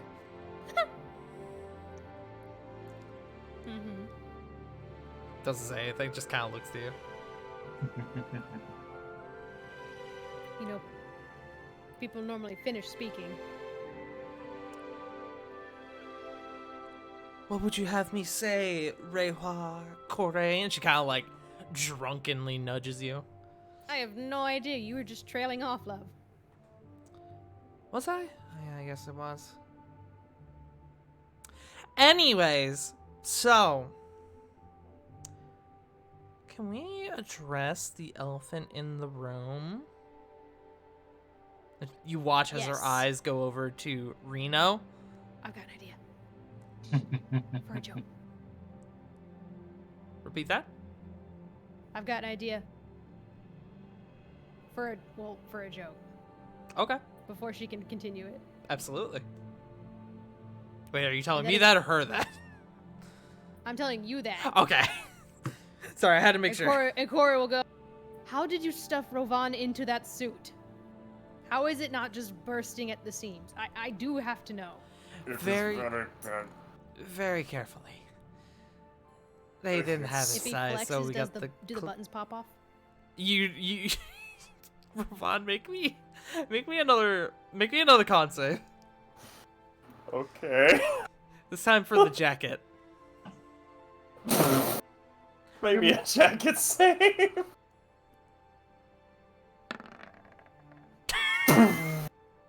Corey, as you see that, you see one shoot off like a fucking bullet. You swear you hear something in the other room break. This is why I should have went with the frickin' Toka. You do feel a bit better though, Ravon, as you have been freed by 1 button percent. 1 button percent. Mm-hmm. That's a new speedrun, right? Button percent. Passes button check.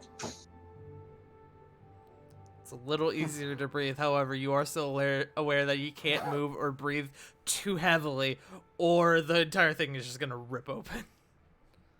Okay. Question then. Mm-hmm. Can I just start unbuttoning like the suit jacket? Just so I can actually breathe. Yeah, you start unbuttoning it, and Corey, you see Kieran start noticing this, and she starts sipping her drink a little faster while eyeing Ravon.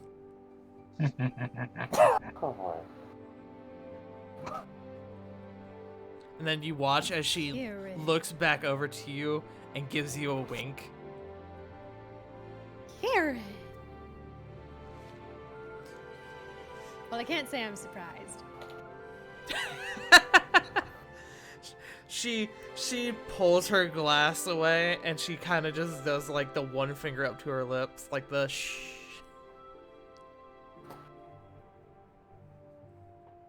Cora will mime zipping her lips. You see her do that thing where like she sticks her tongue out a little bit, but she like bites it, like the playful like nyeh. Nerd.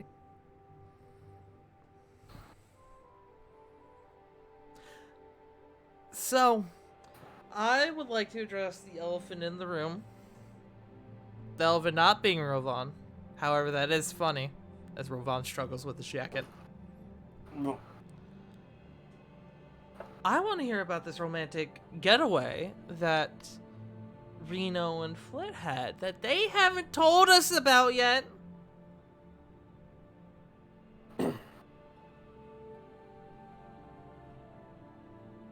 I'll admit I'm also inclined to hear. I've been awfully curious. Flit, you and Reno kind of share a look of, oh shit, we didn't ever made our cover story. Damn, I knew I was forgetting something earlier today.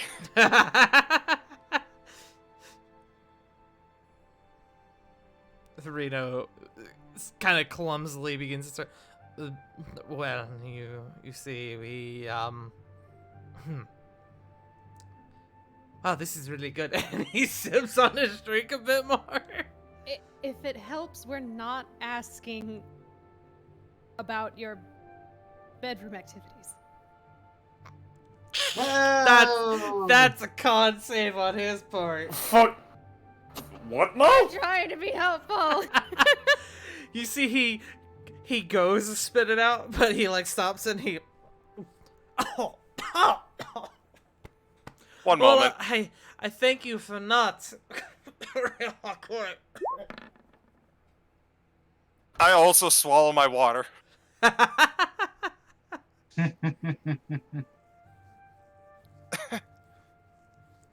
It's a little personal, don't you think? I said we're not. She's not. Ara speaks up at this point. Oh, come on. We're really gonna sit here and pretend this is not where this conversation is gonna go? Half of us are drunk. We're on a 5-way double date. I mean, I don't know what y'all We expected. don't ask about that in public, though. We're in private, though. You guys are We're in literally private, in that's someone's true. house. Are we? I thought we were in like a. No, you guys are in the castle. No, Yeah, we're we're- in the castle. We reserved a room for us in Right. the castle. Punk wasn't here for that. That was before she came in. Oh. Yes, the date yeah. is made by the castle staff, the castle kitchen staff. You guys have That's right. Okay. taken up actually like your normal like little meeting room rather than the castle's dining room for this. Got you. It is just y'all. Corin just kind of like slowly like points towards Ara. What she said? Then apparently I am just speaking for myself. I'm not asking. I got to roll Corver for raised- Diana. Hold on, I got to roll wisdom save for Diana real quick. Oh God, dear God, Diana, please. Please. Please. Damn it. Even with disadvantage, that was a really good roll. Even with girlfriend's the disadvantage, that's best. still a fucking 24. Jesus. My Jesus girlfriend's the Christ. best. Actually, 25, because proficiency bonus. Oh God. I do need to remember to update Get shit her on sheet. scrub. What level are y'all? 12? Yeah. Yes. Yep. God. Shit. She's level 9. Oh no. Oh. She hasn't. Why She's have you been been at. doing my girlfriend dirty like this? Huh? Huh? Huh? I will fix her. Death. Don't worry. No, die. I can fix it. I'll fix you. Die. Oh, it reminds me of the fucking image from the other day. Die. I saved that one. So.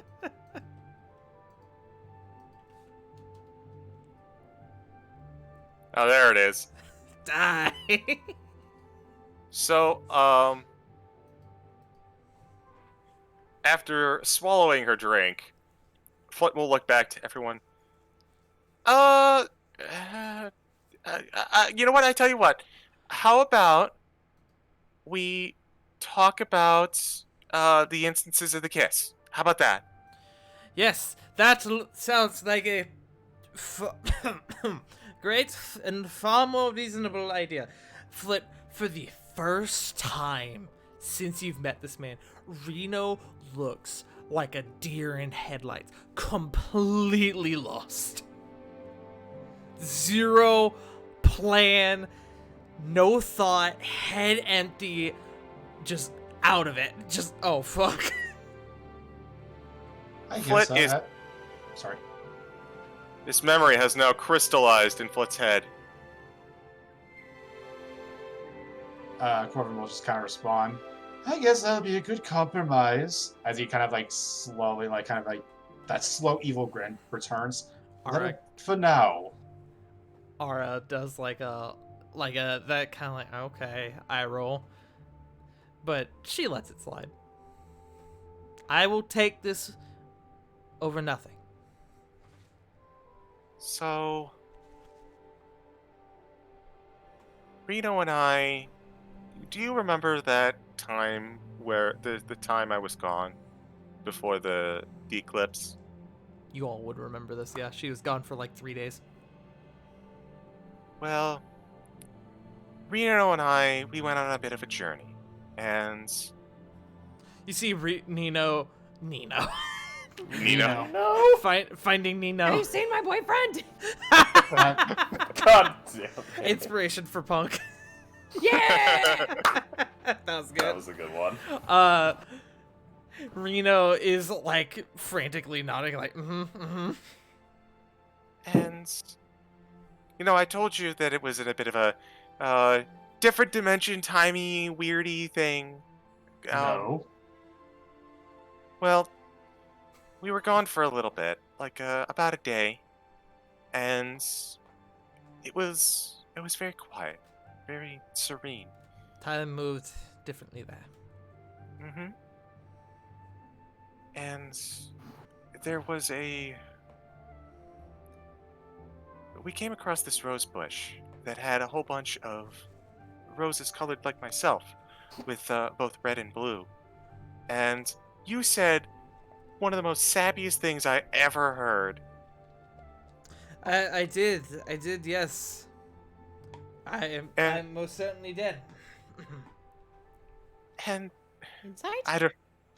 I was waiting for the story to end. Okay. It just caught me off guard so much, and I just burst out laughing. And poor Reno, he was caught off guard by my response, and well, I don't know. At that moment, it just felt. It felt like we connected a little bit more, and when it all calmed down, we were just kind of lying in the grass and just taking in the sights of everything, all that we were doing, everything that we were about to prepare for. And I thought that the time was right. I thought the setting was great, and, you know... And I kind of looks over to Reno. I love it when you share that part of yourself with me. That raw emotion, like, that's... Now I'm trying to find words. Words are hard, bro. Yeah. As a writer, I understand this dilemma.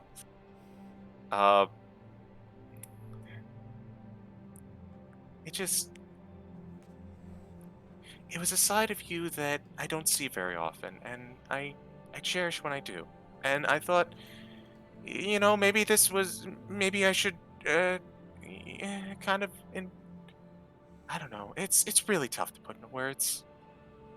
There's a genuine, heartfelt smile that comes across his face as you're saying, telling the last stretch of this story, quote unquote. She later admitted to me that she had been waiting for a good moment, and initially that wasn't going to be the moment, but, well, you know how that went. Flit, go ahead and make me a deception check with advantage. Can we use Reno's stats, please? I'll roll a deception check for Reno if you'd rather do that. All right, well, can I? looks at It was mostly wonderful Flit saying 2 in it, but- deception. That is true. It was mostly Flit saying it. Mm-hmm. Yes, it was. 8, It was with advantage, so a 13. 13. Anyone who wants to Oh. roll insight. Yes, please. I have a question. I would like to use Yeah, I'll inside. could I use my channel divinity? My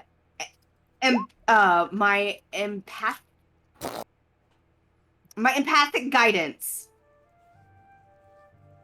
Pull that up for me.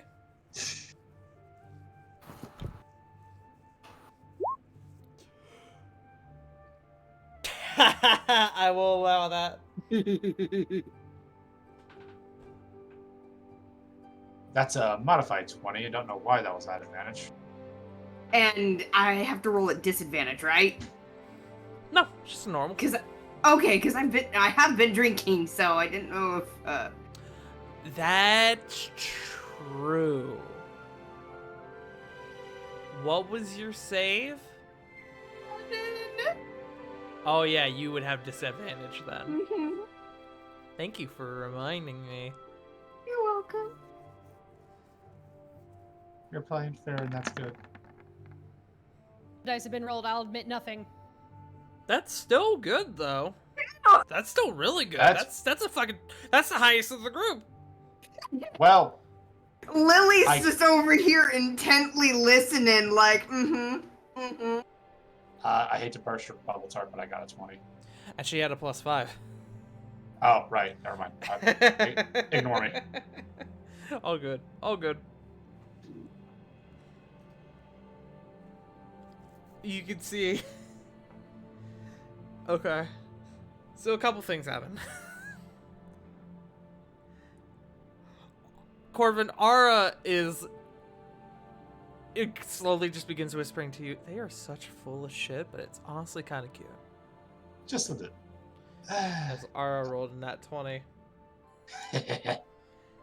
Lily, you look up to Genia and you like go to say something as if to get her opinion, and she is full in tears.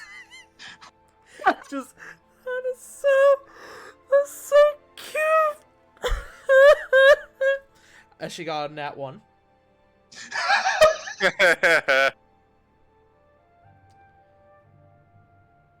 It's just patting her hand. Bless your heart. Diana turns to you, Corey. Oh, wait. Diana's got to roll with disadvantage. That's worse. However, that's still going to be the 13. She turns to you, Corey. You know, part of me really wants to believe it. Part of me wants to as well. I think parts of it might be true. But, and she looks over to Flint and Reno. I do know that there is some lies in there too.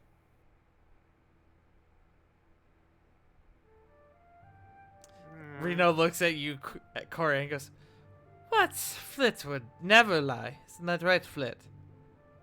It's against He your has. nature, right, Flit?" To me!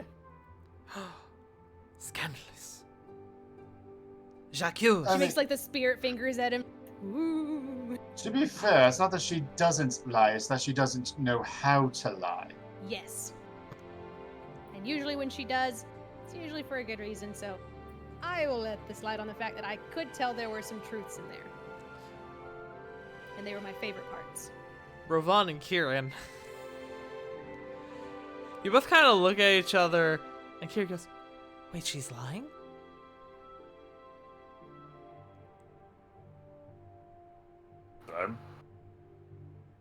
What? Kind of just dial up noises in his own head. Sorry, I wasn't ready for him to unmute and just go, "Rawr." Like the Arnold Schwarzenegger. "Rawr." Look at that man. Look at his face. Isn't that the face of a man who goes, "Rawr"? Oh god, I'm dying. Oh, dying, that's a Squirtle. reference.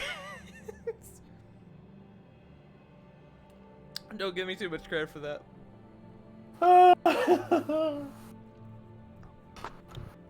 Ara speaks up again. Well, it's a good story and I'll let it slide, I guess, but she kind of points a finger at the two of you, Flit and Reno. I will find out the truth. Swear on me, mum. Oh, that's the thing. I have a mom, by the way. Doesn't everybody? That's, You, well, technically yes, but not all of them are involved in our lives. well, it's something that we have recently discovered. Yes, I'll be honest. I don't think I would be telling this if I wasn't drunk. Or I was if... most.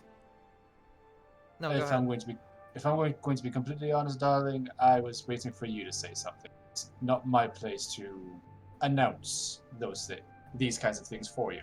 Same, and I'm actually glad you're bringing it up because I was eventually going to ask you anyway. Lily's gonna also kind of speak up. Yeah, turns out my mom's maybe alive too. So, that's a thing. Ara looks Takes at a you, big Lily. drink. Ara looks at you, Lily. Let's go, Queen. Kind of like that supportive, girlfriend. Like, yes. But yeah, my mom apparently left me when I was a kid, because it turns out my aunt is totally fucking evil, and you guys are actually working against her. Yep, it's as though Marissa Eberhardt is Ara's aunt. He kind of says with like all kinds of like pain behind it. It feels like you're throwing up, Corvin, as these words are leaving your mouth, just like just fumbling What? out your lips. One second, please. Oh. I managed to swallow again. And Wait. it just goes, please, can I drink one time in peace? One Wait. time. Wait, Listen, hold on. Marissa is your Yep. aunt? Yeah, apparently. Unfortunately. Wait, Corvin, didn't you... Don't you even fucking go into any of that, you drunk ass. I'm not drunk. I don't care. Above game, I will say, I don't know if Rovan is aware of what happened between Corvin and Marissa, because Rovan No, wasn't he's with aware. the. He's aware. Is he aware? Okay. I just had to clarify because he wasn't with the group at that time. No, I wasn't, but... Just had to clarify. Just had to make sure. Okay. Oh, Gucci. Yeah, so that's the thing. We found that out 2 weeks ago, right before you. He explained it to me, but I still didn't quite understand. Apparently, you guys found a lich. Corey takes a big sip of her drink. Big sip. Yep. And it's all thanks to, and points on over to Kieran. Couldn't have done it without her. We are literally alive because of her. You guys flattered me. You're right though. We are, Ooh, yeah, ooh. I'm about to say we are actually alive because of you. Yes. I think alcohol's getting to me a bit. That's what it's like.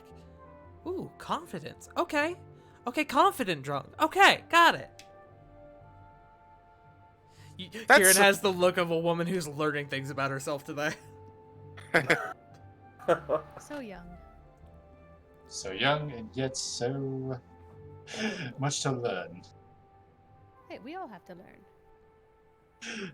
But he says that like as he's like as he does like a quick look to Rovan, back to Kieran, back to Rovan, back to Kieran, and then just kind of sitting there with a dumb grin on his face. Munching on food. More.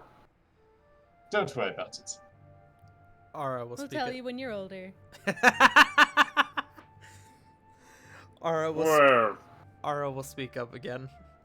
So, yeah, that's kind of the hell I've been dealing with for the past couple weeks, and I figured it was probably best to tell you guys at some point, rather than not at all considering.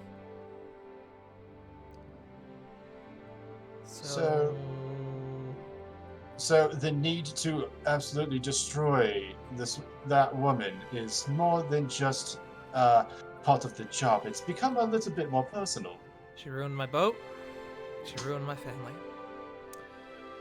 I'm gonna take that bitch down a peg. Whenever she shows up. Roofied me.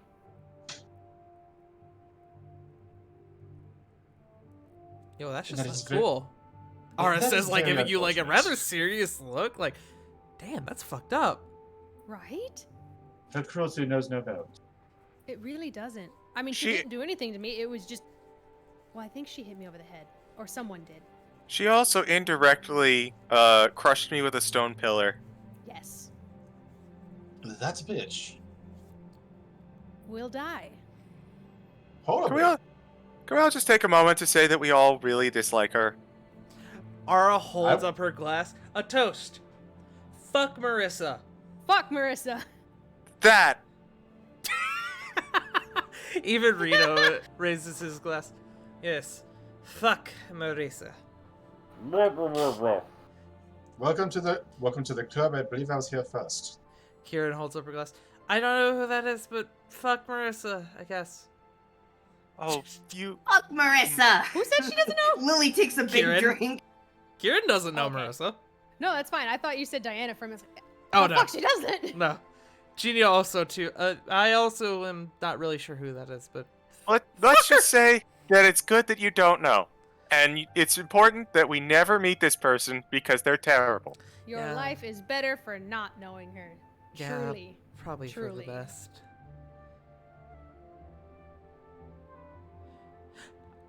Oh, Foot kind of picks up. So,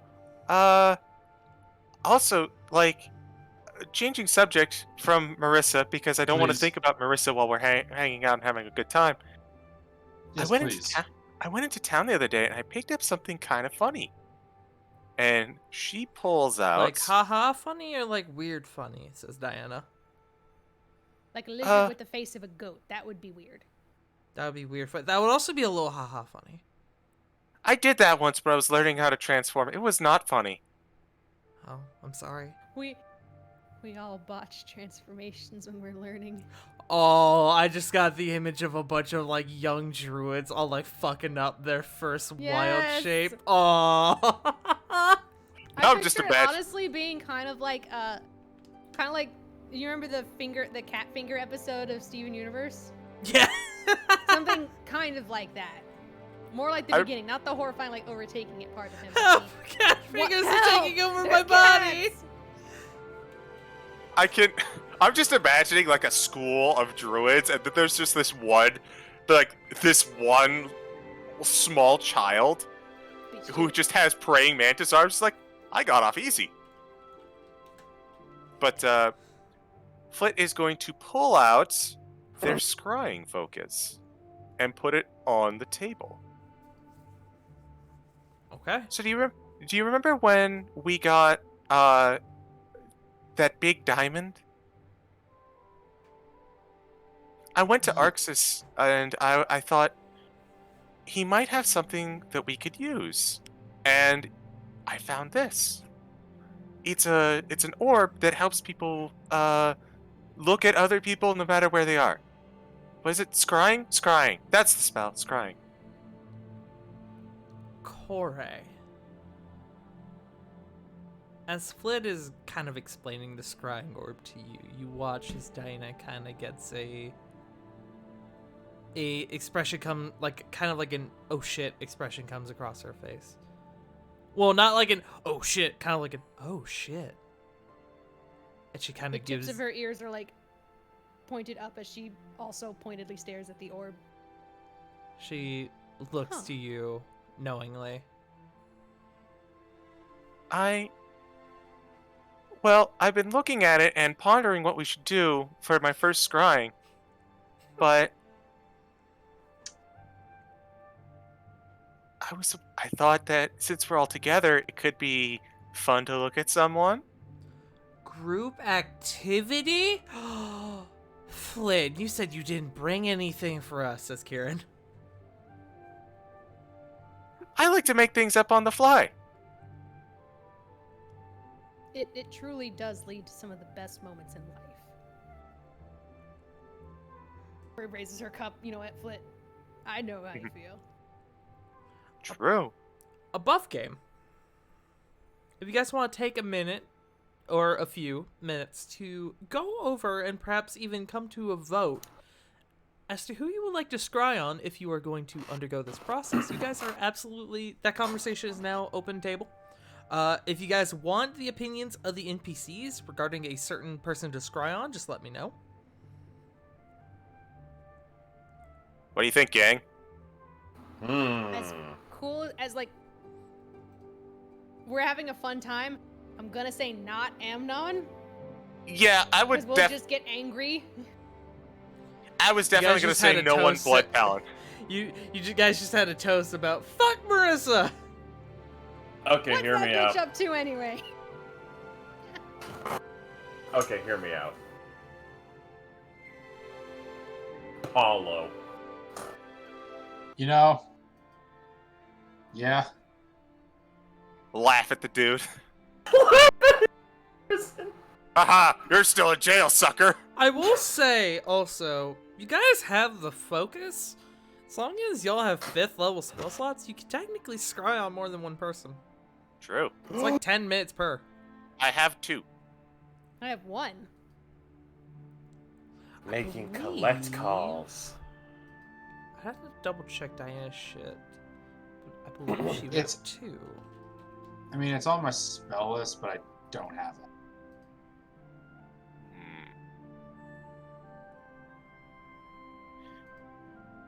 I think I have a recommendation. For just Ooh. because we've got 2, I've got one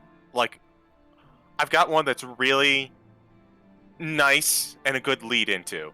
Y'all One of the also have 6 level slots, which you can substitute with, if I remember correctly. I think y'all have 6 levels, yeah? I don't. We do. We do. Some of you do. Yes. Here. So I'm gonna say that let's check in and see if Nexus or Chip are sleeping in beds like they should, like good little boys. Yes. Mmm. Corey, make me a history check with advantage.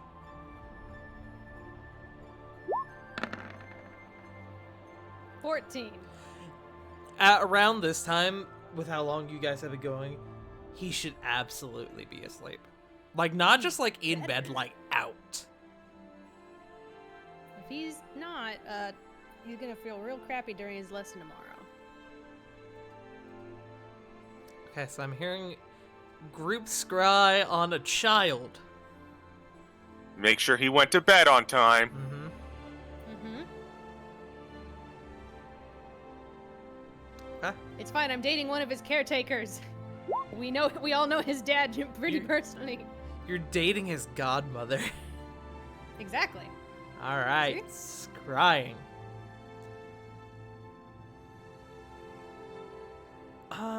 Let me. I've got mine see. divided out a little bit. Hold on. To make it easy to look at. The target knows you're casting gets. It's now up twice. It's just spaced out. Oh yeah, I see. The target knows you're casting this spell. It can. Oh wait.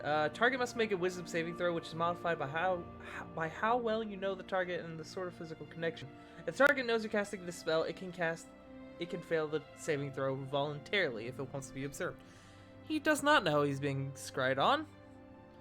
As well as we are very familiar with Nexus. Yup. So, let's see. You are familiar with the target, which might, wait, hold on. I always get this fucking, yeah. So Strength. his roll is gonna have -5 to it.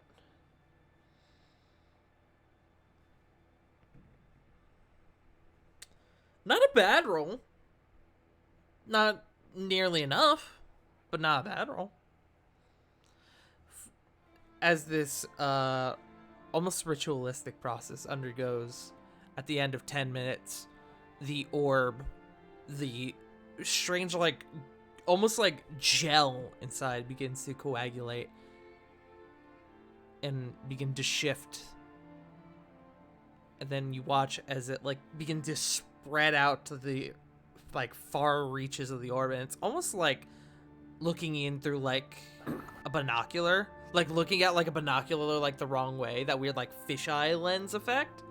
But looking into the orb, you do see... I should clarify, you're scrying on Nexus. Yes? Not Yes. Chip? Yeah. Okay. You see... Chip is in bed. Or Chip. You do see Nexus is in bed. Asleep. And while you don't see him, you hear the little voice of Chip going, "Ha! Ha! Ha! Yeah!" Sounds like he's quietly training. Adorable. That little guy. Still up at this hour.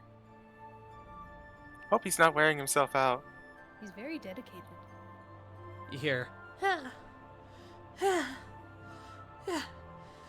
And then you hear a as something falls over. Oh, Flip blinks. That's why I find him on the floor most mornings. That's simultaneously adorable and concerning. Yeah, a little bit. When he Explains a falls lot. over, does he like, is he like at an angle because of his mushroom cap? You would think so, right? You would think so. I don't know if he has a spine, I'm gonna be honest. It also depends on how rigid his cap is. Like, if it's.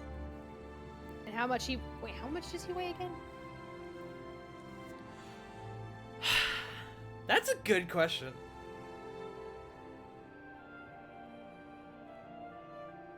I've always been picturing Chip as like one of those like little mushroom kits from Dark Souls, if anyone knows what I'm talking about.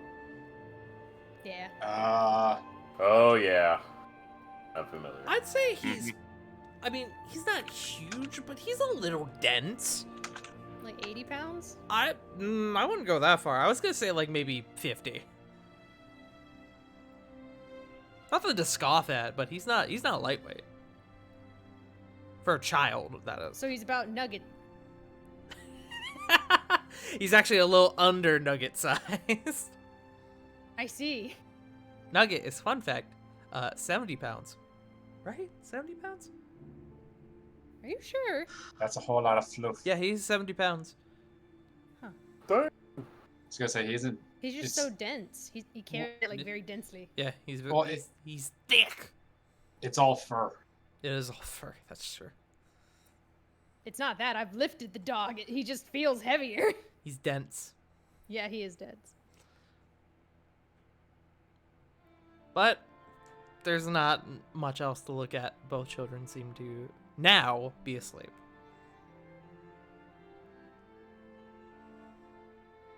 With a gentle smile.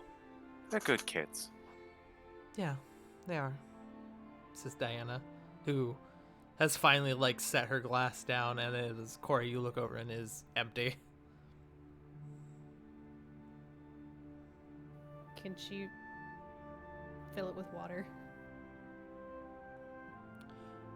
Before you do, I would like to know: are you doing this stealthily?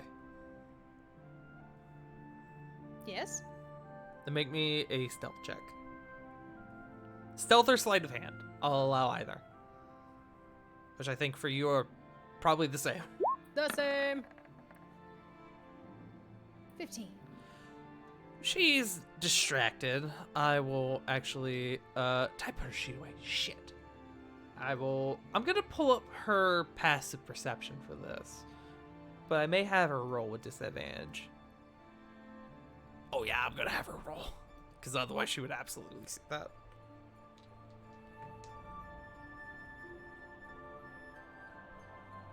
Also drunk. Yeah, she had disadvantage. However, you see as you go when you start pouring her some water, she seems to kind of notice it. She doesn't stop you. As you hand her glass back to as you hand her glass back to her, she kind of looks at you and just kind of mouths, "Thank you." Pulls her in and kisses her on the forehead. She kind of like puts an arm like around your waist.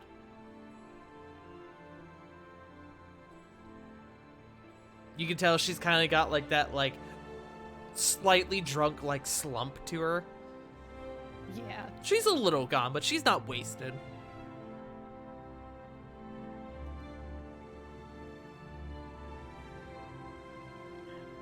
So, looks like Nexus and Chip are doing alright. Having a nice night's sleep. Is there someone else we want to take a look at? Sorry, I have one. Says Diana. Hmm. Well, we're checking in on the son, right? How about we check in on the father? I mean, none of us have really seen him for a while, you know? That's a good idea. Corey, you see that Diana kind of gives you like a knowing look as she says that. Knowing and almost like, oh. She's not bad. She's only slightly pink. Yeah, I guess. Yeah, I guess kind of like scratching the back of your head. Yep. You feel her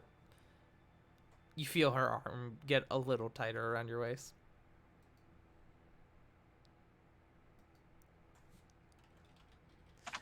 All right, but you all are going to be scrying on Cedric Aragon? Yeah. I think so. Yeah. Okay. I love that I'm getting multiple DMs now that this has gone up. Now that this is happening. It's not even me. Don't worry about it. Oh my. I really thought it was you, Poke, and I was about to DM you. High five.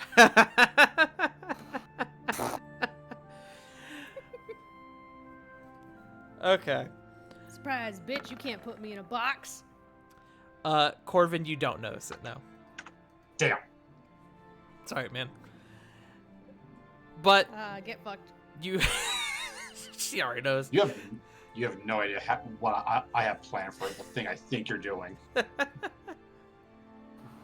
But the process undergoes its way again, and eventually the orb begins to reveal a rather grizzled, bit more scruffy individual than what you all are familiar with, rather than his prim and proper persona that you all have become so familiar with.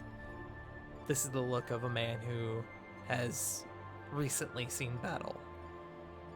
He looks tired. He looks hardened in a way. You can see he's standing inside of a tent of sorts. He's kind of like lifted up one of the flaps and is looking out on a rather extensive looking camp.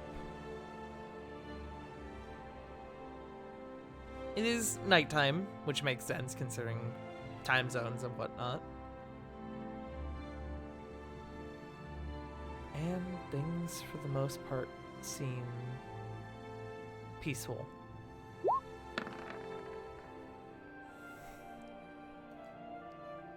I suppose that's the best possible thing we could have seen. Corey, I'm gonna let you determine how you feel about that. Let's bring up a question, though. Okay.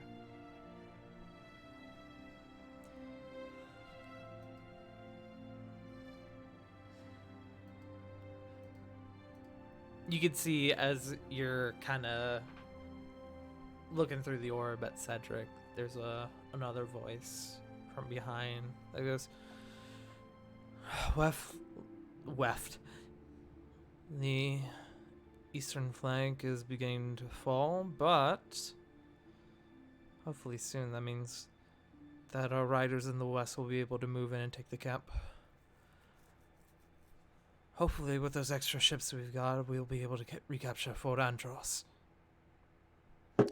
You all would recognize, I didn't quite do the voice right, you all would recognize that this other voice to be General Voilier, who you all, well, you're not super familiar with the man, you've come across him more than enough to recognize him and his voice. Cedric speaks up. Good. Hopefully soon we'll have a proper place to stay again. We can't stay out here too much longer.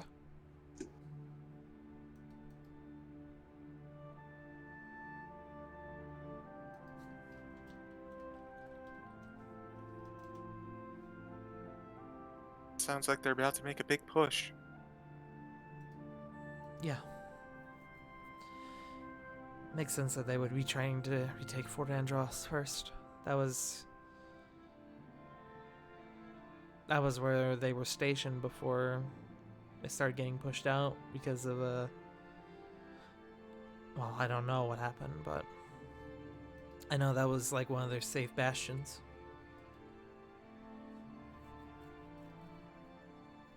I guess all we can do is just hope things go well and try to succeed on our end. Yeah. Glad he's doing okay, though. Yeah. Me too. Me too.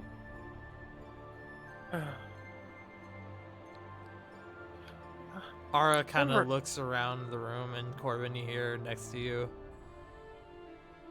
Man, the atmosphere in here is a little tense, huh? Just a bit. I was thinking of who Nervous to. is all, it's fine. Was that? It's fine. What's up? No, I just didn't hear it. No. It was. We're just nervous. It's fine, is what I said. Ah, got you. Corbin just looks at Corey and just goes, "Oh, right. I keep forgetting that you have the ears of like 7 dogs." And it gets better every few years. There are some things I don't want to hear that I end up hearing. Cheeky grin. Oh, Don't ask. I'm asking. I'm I'll asking. tell you when you're older. Oh, yeah? You know what? We need something to lighten the mood up a bit. Why don't you tell us? What's some of the choice ones that you've heard? Lily, as the group seems to be ganging up on Corey a bit, you have a thought that comes across your mind. There's one person in recent memory that you could think of that you now have a way to potentially see.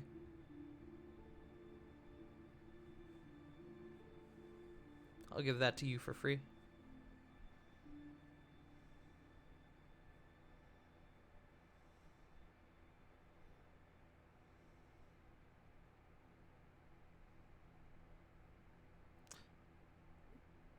Alright, good talk, Lily. You were lighting up. We can't hear you. River. Yeah, no, I can't hear Lily at all. My microphone's been acting up today. It's working now. It may also just be up a little too high. all good. Maybe. Can you repeat that for me, Tart? Yes, absolutely. As some of your friends are beginning to gang up on Korai, you have a thought. There's a magical object in front of you that allows you to see people, even at great distances. Almost convenient considering that you are now looking for someone.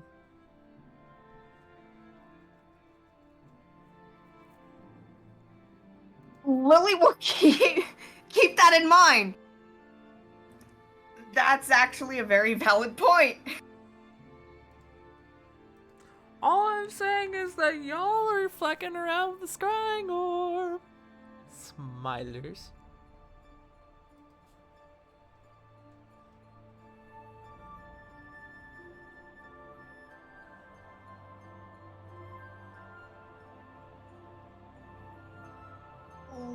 Lily kind of mumbles, probably louder than she thinks she's being, because again, a little tipsy.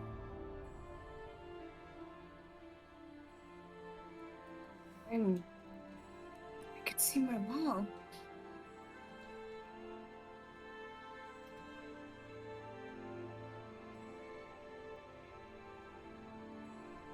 It kind of stops poking fun at Corey and kind of looks on over to Lily.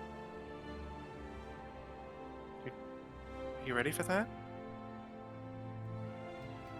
I mean, I at least know she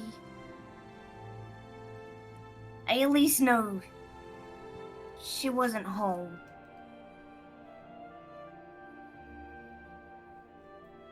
When I went back. And it gives me hope that maybe he is still around. And she just kind of looks softly at Flit. I still have one more spell slot that I could use for scrying. I was gonna say, if you don't mind, I could use my own slots. If I'm not sure how this particular item works. Above game, if you don't have scrying available Okay. and prepared, you cannot do Got it. it. Okay, keep it. I do. I'll redact that. Corey has it prepared. And if someone else wants to, I also can use this orb. So can Diane. I'm okay. Oh, I'm sorry, Diana. Stop choking on your water. I'm sorry. Stop choking on the ones that have so much juice. No, I don't need more juice. Thank you, Corvin. I feel like I've already had enough. Yeah, Corvin. What? Try to make this a bit more lively. Flit. You softly hear to your side. More for me. That sly motherfucker. Ah, Corvin, I did not mean to miss your response. Did you want me to do that now, or? It seems as though the subject has immediately and drastically changed. So That's no. okay. You said you wanted the subject to be lightened. Yeah, but it feels as though we're in a different spot. We can do it and then come back to the current but- conversation if that's okay. No, go ahead. Yeah, sure. So, Corey, what would your answer to his question be? I didn't mean to miss your question, Joe. I'm sorry. Nah, it's I okay. was typing. happens. I was No, typing. it's Uh, fine. Legitimately The speaking, it's weirdest fine. thing. Oh God. I learned very early after being banished. Well, not very early, but early in my banishment time, career, whatever you want to say. Exile. I was Exile. gonna There say you exile, go. yes. Your banishment career. You are Beginning very, of my banishment career. you're very regal exile. You're exilia regalia, if you will. Yes. Name drop. It started a Full few circle. years after when I noticed that I could hear everything my campmates, whoever I was just along with, whatever group I was resting with for the night, was up to at night. If catch my drift, she sips her drink.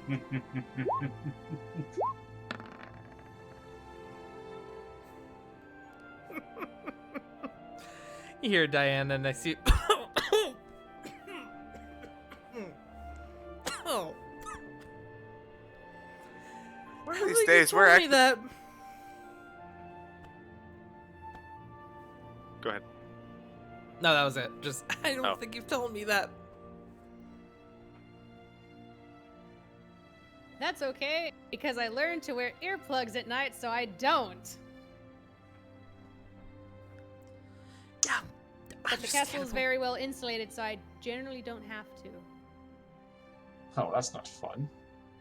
You hear At least Ara. for me. You hear Ara speak up. Yeah, no. A lot of time on the sea and the road. I can vouch for that. Actually, she takes a sip.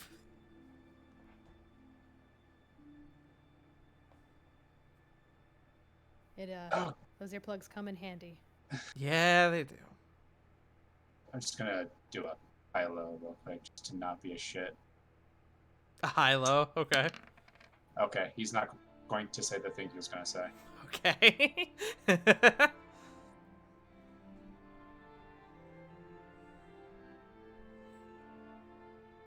But moving back to the conversation we were in,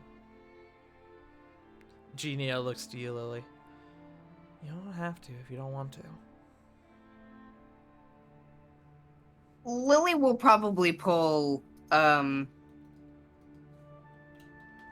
Dandelion from her little hip belt. Just kind of set it on the table. That's a really. Go ahead. It's like, because this is the first time we've seen it. It's like, This is the first time any of you have seen this hilt. that's a really ornate sword hilt. Yeah, I was gonna Interesting. ask about that, says Ara. That's really well made. God, jealous, DBH. Does it need a blade? It looks like it's missing one, but Do you just like whack someone with it with just like the pommel do you end? use your magic through it? She kind of gets a cheeky smile. It has a blade. I'll have to show you when we're not all a little bit drunker than we should be. Alright, goes. Oh, come on! I won't be there then! At least I'll with make sure you're there. Well, Can here. you How and about I, this? like, at least go into the other room and you could show me your blade? Shit! Can I? Corbin just like puts his finger up and says, "You know, things I would hope my girlfriend would never say within my presence, but She wants to see your blade. She wants to see Lily's blade. What do you mean, Corbin? Look, I swing both ways, okay? oh, I know." Hey, same. Hey. With your sword, Starts you to can blush. with your Looks sword, at you can swing Genia it with like a anyway. panicked look. You see Genia, who's kind of like eyeing Ara, kind of look back down at you. Yeah? Just kind of shrug. Huh? Kind of shrugs and nods.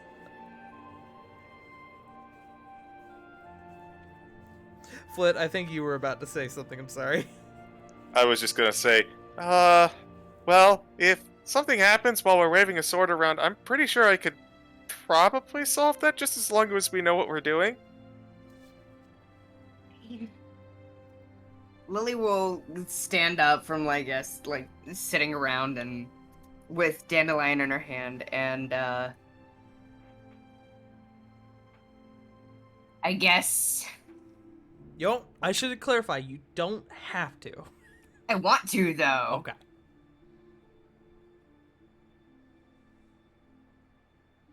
It would be... Can't remember. It just does it, right? It's just an action to... It is a bonus action to light the blade, yes. Bonus action. Before you activate Dandelion, I must ask you, how is Lily feeling at this moment? If you could describe her mental state in a single word, what would it be?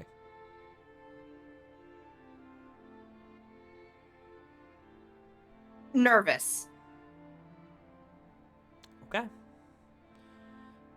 As you pull out the blade, you see that the opal inside of the hilt has gone to a almost like a don't say that. I almost said piss yellow and I was like, no. Appropriately enough, a dandelion yellow. As you light the blade, there is a massive flare of yellow light that springs from it, from the hilt, forming into a blade. As you guys are seeing this, Ara like leans forward, like, "Holy shit, that's cool!"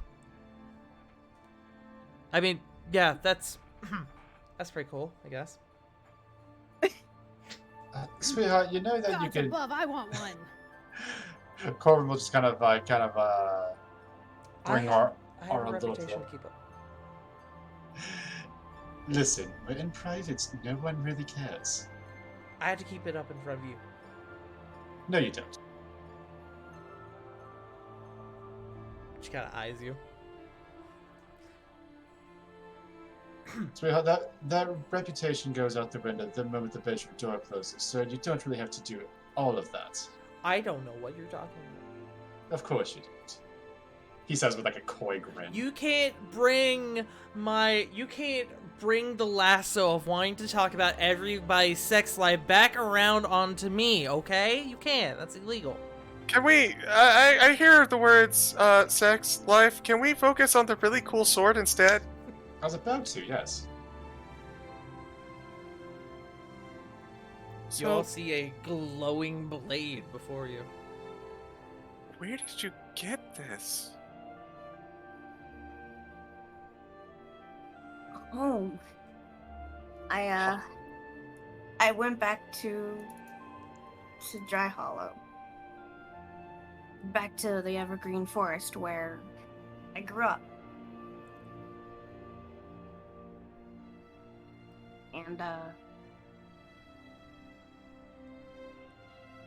you will It changes with her mood, right? Mm-hmm. She's sad. It will turn into a... You all watch before your very eyes as the color of the blade shifts from yellow, phases into green, and then phases into like a dark navy blue.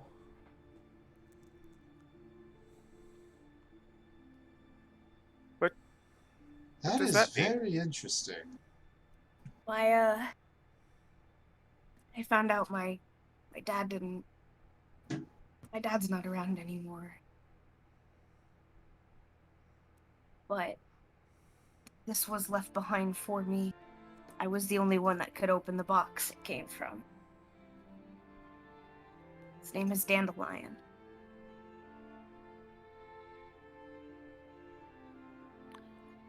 Hey, Lily. Yes. You were the only one who could open that box? I mean, I think my family is the only one that can open it. Because there was a locket, I think, missing. There was a... You're unsure as to what specifically it was, but it was perhaps a locket, a medallion, an amulet. There's something oval shape is missing.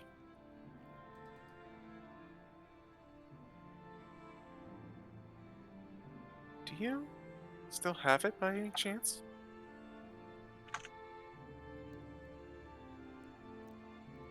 On me, no, but I do have it at home.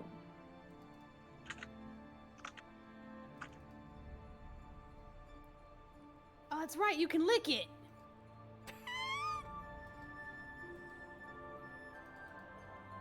That was what I was thinking, yeah. Tastes like ash. No! Bad! Bad. It would It though, was- the box it was was. burned! Oh, yeah, I guess it was. I'm not being a shit, it would taste like ash. The box was actually singed. All right, we put the bonk stick away. Alright, Yeah, you're also- you're allowed.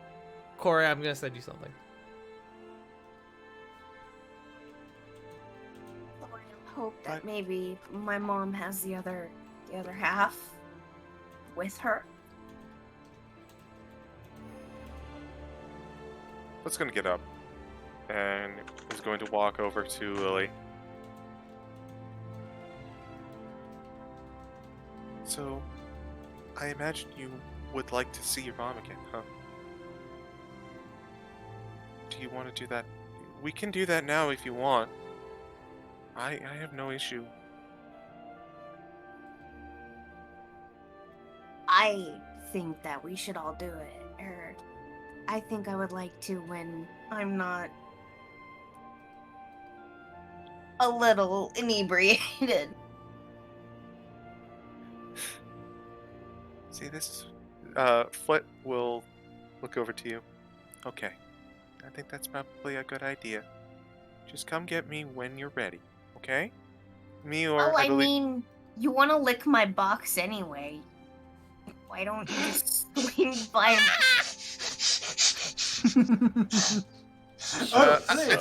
I think that one actually deserves to be in the quote channel. That Oh, one yes. deserves to be Yeah. in the quote, Yes, it- quote yes, it channel. does. I'm also gonna give inspiration for that one.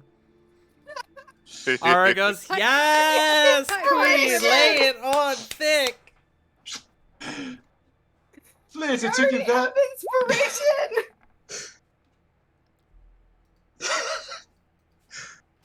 Oh, I Flint, can't even. Flint, it took you that long to kiss Reno. That's a bit forward of you. He's dying of laughter at this point. Meanwhile, Flit, head cocked. Did I say something funny? Or did she say something funny? I don't get it. Without skipping a beat, Lily just continues her sentence. I mean, if you want to lick my box, you can just come by mine and Genia's place tomorrow. Flit, you feel You feel a slight shift next to you, and you look at Reno, who has turned away from you completely and has like his hand up by his mouth.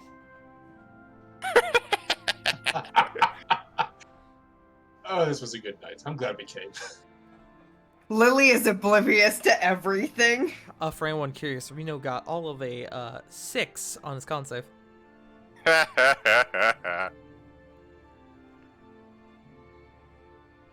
Me, like No, the 7, whole sorry. rest, like the whole rest of the table is just laughing, and then Lily and Flint are just like, I mean, that's just completely normal. I don't know what the issue is here.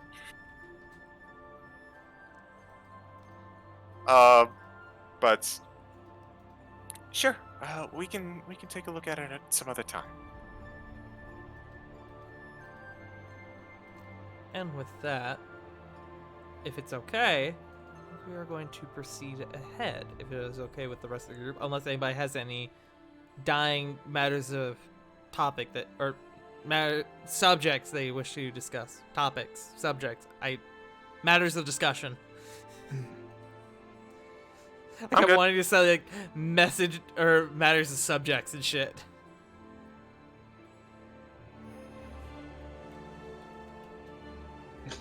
No. After that, Corp would just be trying to breathe at that point. Okay.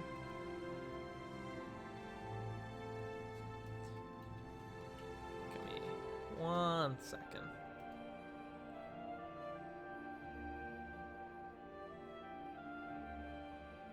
Okay. As the rest of the night is spent with, in a bit of lighter tones, more jokes, more more flustering of friends and their emotions. Smile. But you all have some more drink, some more food. It's a lovely night that is a lovely time that goes late into the night until you all eventually till the dance party comes through. Let's go! All right, who's got dancing lights? Let's go! Let's go! But no. You all eventually bunker down for the night, and everyone gains the benefit of a long rest. Not that anybody really needed it, because y'all didn't really use much of your shit today. Well, then again, I guess Flit used several 5th level spells. But, you know, that's nothing. However, the next day,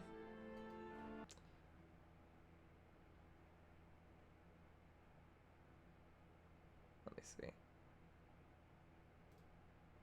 The next day, Corey, you thought about your interaction with Cedric, which I guess would have technically been yesterday.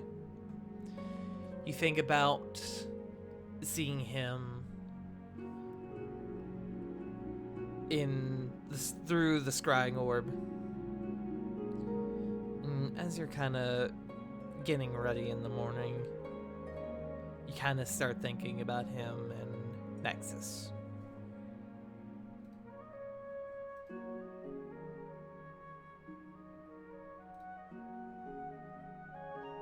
Nothing. I'll let you determine what, but those are the thoughts that begin to start going through your head. Oh, that's right. I wanted to do something. You did. Corey's gonna seek Nexus out as soon as she is ready. Okay, you're sneaking him out. So this plan you're doing, you are not informing Diana. Oh, I figured she'd just tell her. Okay, you want to.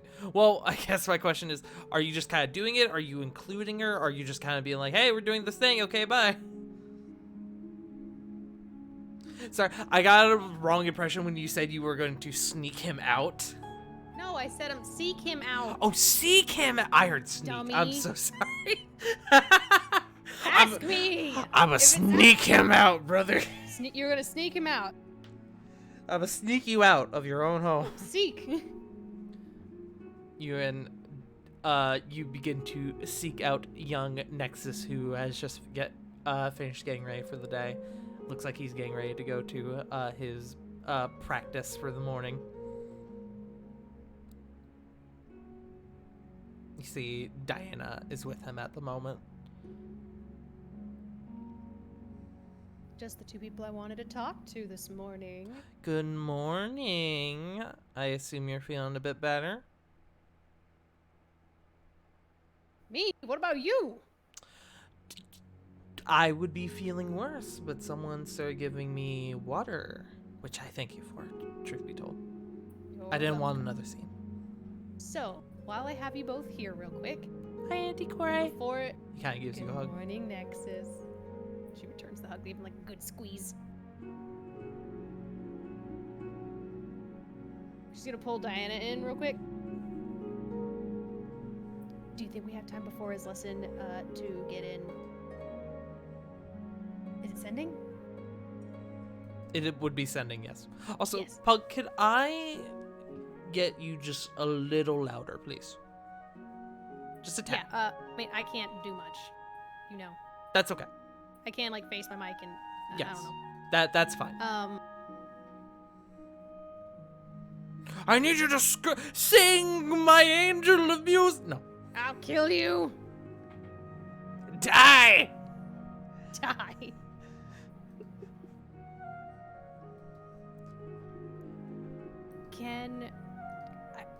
Do we have time before his lesson to... I wanted to use the same spell we did the other day. I just needed a rest for it. But I wanted to see if Nexus wanted to talk to someone. It's like bobbing her eyebrows. Someone. Diana looks at you and goes, "Oh, that's such a good idea. We'll have to take him to her room, but yeah, that would be fine. I would think, right?" Good. So, was his lesson with you this morning? Or He's got sword practice in this return for the morning. water, can you go distract his mentor for me real quick? Oh, we can just make up an excuse. It'll be fine. Okay. He won't be that late. Good deal. So Nexus, before your lesson, Diana and I have something for you, actually. Me? Mm-hmm. Okay. Come on, we gotta show you. Come on. Okay. The two of you walk him over to your room, where, upon entering, the sending stone is sitting on the counter.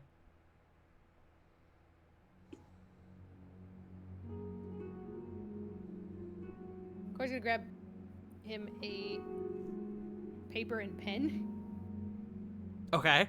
Because I'm also incorporating like the 25 words like into it because like she's showing him like this different magic that she's got. Mm-hmm. So like she's actually gonna bring him through like the accounting of the words. Yeah. Well. So magic is neat, and I wanted to give you an example of something that I know that is neat. So it's not very often I get to show off for you. You can see he begins to look a little excited. So we're gonna use this paper and pen. For a brief bit, if you want, you can talk to your dad. I can talk to my dad? Mm-hmm. But here's where the paper and pen come in. About 25 words. Like it's a... Sorry, I'm not gonna give him the number. Sorry, backtrack.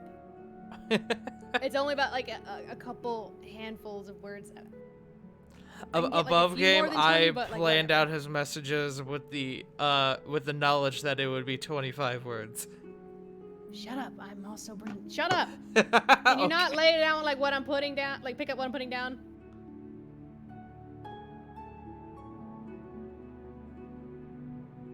Dart. Hmm? You didn't answer. Anyway.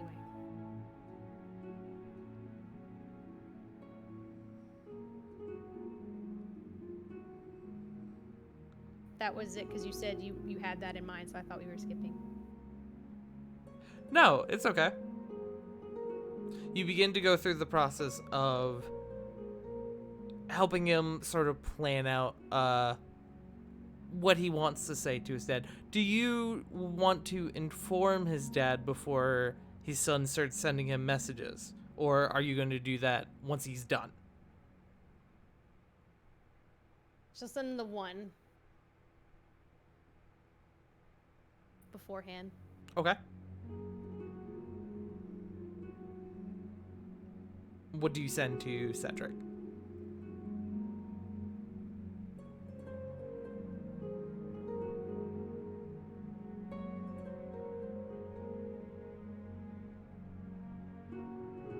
Is counting time. Hold on, I'm fast. I No, got you're fine. It's true she is fast. Her words per minute are fucking insane. She's got zoomy fingers.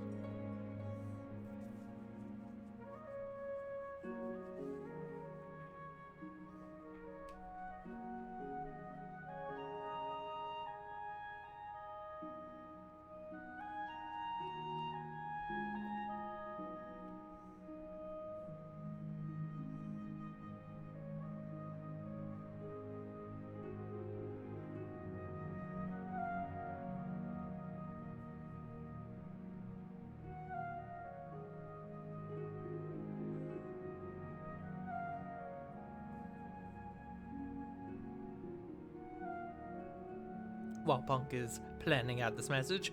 Bev, hello! Thank you for the raid! I got it. Okay.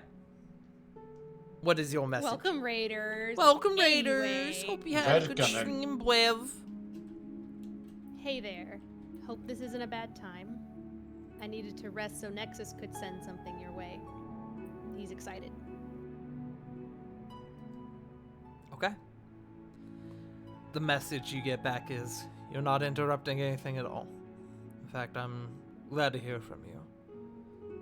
And some words from my boy would do me well.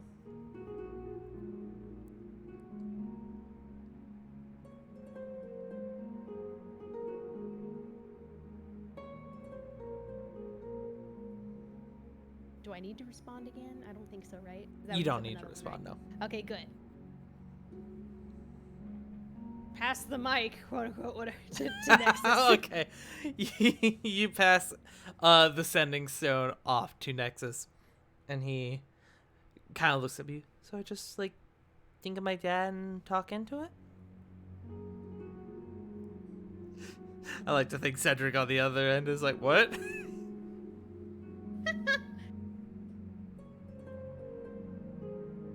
No. Yes. You don't have to talk into it, but... Well, does he? Do we? Hold on. It's a... The It's an spell actual is verbal verbal component, component, right? so yes, Yeah, you're so you're yes. speaking the words into the stone. So yes, then. Correct! You're learning! Okay. And you see he starts looking at the piece of paper. You're literally talking to a rock. Don't worry, your Aunt Corey's not crazy. This is a magic rock.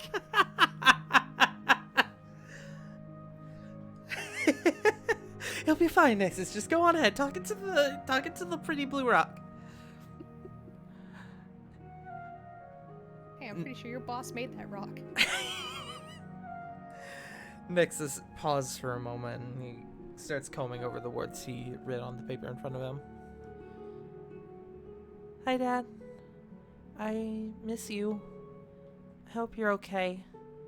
I punched another kid, but I also made a new friend. You think he abs? I wanted to be known. I rolled a check to see if he would tell his dad about him thought you punching another would. kid. Homie rolled a nat 1. He's fucking riddled with grief. I punched another kid, Dad. I'm I sorry. punched another kid, but I also made a new friend. A moment passes, and he turns to you and goes, Pass the rock to Anticore. Unfortunately, that's not how the spell works. No. He turns to you and he goes, he said, "Hey kiddo, I'm doing okay. I miss being at home with you." And he asked me if the kid I punched was my new friend. I think he laughed a little bit. Corey wipes her brow. Oh, thank the gods. I thought he was gonna say to give me back the rock. Not past me, they're all. Hey, yo, pass the rock. Pass the rock back to your Anticore. I need to yell at her now. You did what? You see the rock shaking. Can I say more to him, or How many did we? I it's lost. 3 a day? So there's one more. You can say one more thing to him, and then just for today, because I can get a couple of these. I can do this spell a couple times a day. A few. Yes. Okay. You see he not having another sentence written down when he starts slowly scribbling or quickly scribbling something. And after about a minute, he goes, "I was helping another kid. Another kid ruined her toy. Her name is Valeria. Her mom owns a flower shop. Corey and Diana met her.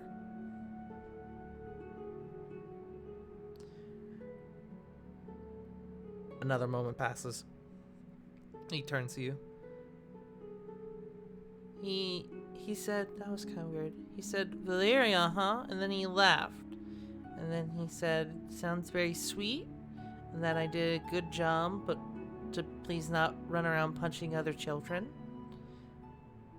And then he said to give you and Diana a hug. And he runs up and he hugs you both. Aww. You see, Diana is fucking like a broken sprinkler, just from the corners of her eyes. Why are you crying? Are you fucking When you- serious? When you could be hugging us instead. Come here. Oh no, Diana's crying, not Nexus. Yes. Oh, okay. Like, come, like, shut up and come here. Like, squeezes her more. Like, come here. Diana comes over and the three of you have a hug. The moment lasts for a few seconds, and then as Diana pulls away and she starts kind of wiping her eyes. Well, I'm glad that his father's doing... Huh? Oh, wonder who that could be. Corey! You're a familiar face. A familiar voice on the other side of the door, Corey. Taneri. Hold on. Kind of. Corey! Tauntaun? Hold on. And she like rushes to the door. You rush to the door and you practically throw it off the hinges to open it. And you look and you see That door should Taneri. make me a save. You see, just as expected, Taneri looking visibly shaken by something. And with her, a familiar pink tiefling woman that you recognize as Nithis from the Lunar Assembly. Taneri practically lunges forward and hugs you. And then she, kind of pulling away, she grabs your shoulders.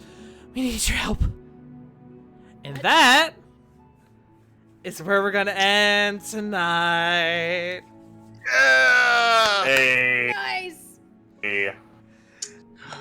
Wow. Oh boy. Oh boy, we're about to get into some fun stuff. And nothing can go wrong. And nothing can go wrong. How is everybody feeling? With that little bit of bombshell at the end. I'm not gonna lie, I missed being a little shit. Feeling pretty good. I could tell. Let's Let- see how. Go ahead. It's because listen, it's a stark contrast to who I was playing yesterday. True. Well, congrats. You got our cleric hammered again. I hope you're happy. Yes, I am. Thank Not you hammered. Thank you for drugging my asking. Tipsy, but not girlfriend. hammered. She should. I'm know. very happy. Thank you for asking. Thanks for drugging my girlfriend again. It was through good fun, not malicious means, if that helps. True. True. Mm. But with that being said, next time seems like we're gonna have a little bit of Haven-related drama on our hands. But we'll get to that, Smilers. CG, you know what time it is? That time. No. I forgot y'all crafted that fucking dragon art. Who knows? Maybe. Yes. Smilers. But that being said, thank you all for joining us tonight. I guess we should start with our favorite water genasi, Punk Yard Dog. Punk, go! Thank you all for joining us. You all can find me on Twitch, Twitter, Instagram, and sometimes TikTok at PunkYardDog. Last week, JC and I were playing Hooked on You, the Dead by Daylight dating sim. We are having a blast with it. We'll probably be doing that this week again, so catch that Fridays around 7 Central Standard Time. Thursdays, you can find me on Burnout at Burnout Vaughn's channel, doing an all warlock party adventure at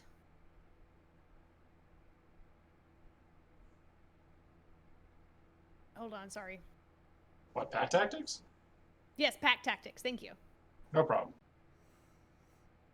I was trying to find the time because I realized I forgot the time again, and I was scanning through my notes like, It where is is at time? I know we said it. 8 CST, I think, yeah? 8 Central So- Standard Time. Yeah. Nice. Nice. Pass it to someone. Joe. Okay, but why though? Because fuck you, bitch. Because I fuck you, also you've been enjoy gone being for a 2 little weeks. shit. Exactly. Group hazing. Woo! Woo! Listen, I get it from y'all, I get it from my wife, I get it from my partner. I don't need it any other fucking place. I get it everywhere of those two. Have fun. Good luck, have fun. Kill yourself. Alright, I've been. Okay, I wanted to do this one thing. Give me a second.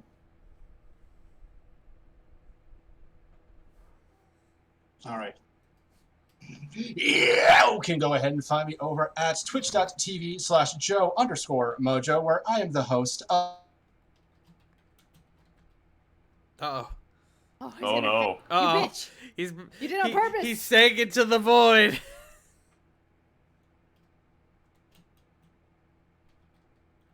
Uh-oh. Oh.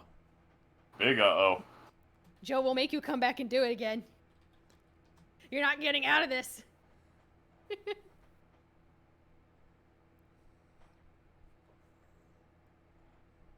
That could Of course. I think his, Of course. I knew it. his Get power back in here. reset in his room earlier. And it just Alright. it apparently just So- happened again. We'll come back to Joe. We'll come back to Joe. Yes. Then in that case, I throw it to River. River. We lost him to Oh the my void God! once more. River! What did you throw at me, Tart? Why is it cursed? Why does it keep taking our friends? Here, have this paw Why did I that survive? Hold on.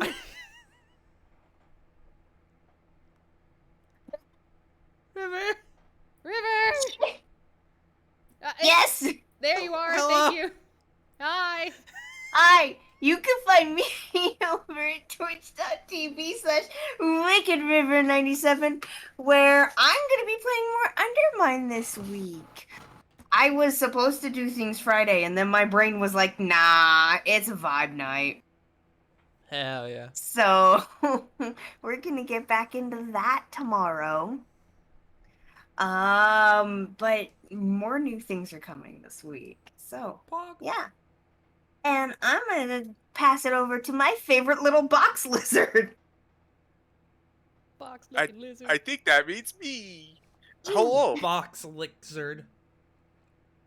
No, that doesn't work, and you're bad. No. Good try, though. Good try. Attempt appreciated. Hello. Okay. I'm CG. You can find me nowhere because I don't much care for social media, but you can find me on this channel every other Tuesday for The Curse of Strahd. Today is this is an off week. Join us next week, however, where, well, everyone's gonna have some revenge. We'll just put it that way. You can also find me at Burnout Vaughn's channel every other Saturday for Saved by the Spell, a Strixhaven campaign. And, as mentioned earlier, every Thursday for this month at 9 EST for Pact Tactics, an all-Warlock campaign of which I am DMing. Our party just recently got all stocked up for their journey to save the world and journey into a desert, where they are likely to find something divine in there, and also a whole bunch of not defined things, like gold that is apparently cursed. But that is enough about me. Let us pass it on over to Joseph Frostington IV. I mean, technically it'd be the second, but you're not wrong. Hi everybody, you can find me here at twitch.tv/jfrost747 and at Twitter at frost747j.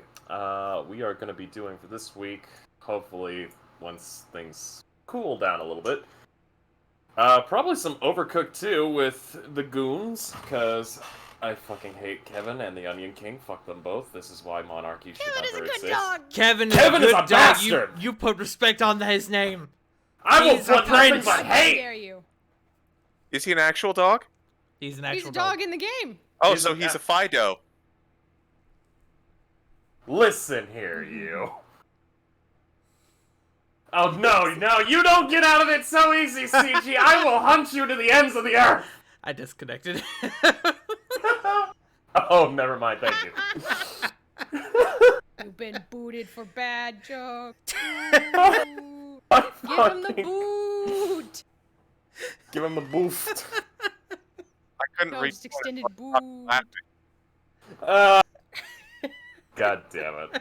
But, other than Overcooked 2, you can find me doing some Golf with Friends, where I love to torture my SO, One Spoiled Chestnut. But this week, we do have No, an... just kidding. What can I say? No. But, anyways. Thank you. I got Bless the nut button. you. But other than that, this week we do have Saved by the Spell, and we've got something very, very exciting coming up. In fact, we might have a few things appearing, a few people appearing. Who knows? No one knows, but I know for a fact, only 2 days till the festival for the school. Everything should be good! Nothing can go wrong. It's not like we haven't traumatized people. You're Oh, right. yeah. We haven't. Just you. I have no idea what you're talking about. I wasn't the one that summoned the Bagman.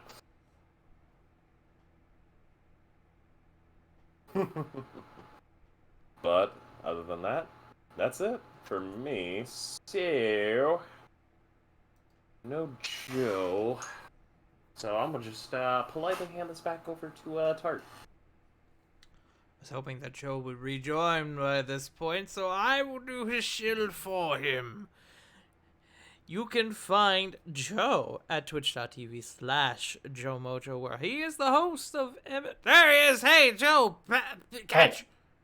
Ah, fuck. Okay, so before my power went out, hi, you can go ahead and find me over at twitch.tv/Joe_Mojo, where I am the host of MNW Firing Line, your one-stop recap shop for everything Multiverse Nexus Wrestling. We are going to be live this coming Thursday at 8 o'clock Eastern Standard Time to recap the events of Multivania. So come right on in, twitch.tv/Joe_Mojo, as well as follow me on Twitter at twitter.com at the Joe Mojo. And that is all I have for right now. So Tart, I'm going to pass this on back to you. Yeah. That was me catching it with my mouth. Hell yeah.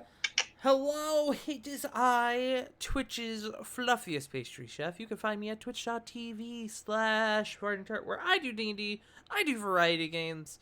I don't know what I'm doing this week. Hopefully, I'm starting my job this week. But I have yet to hear back, so we'll fucking find out.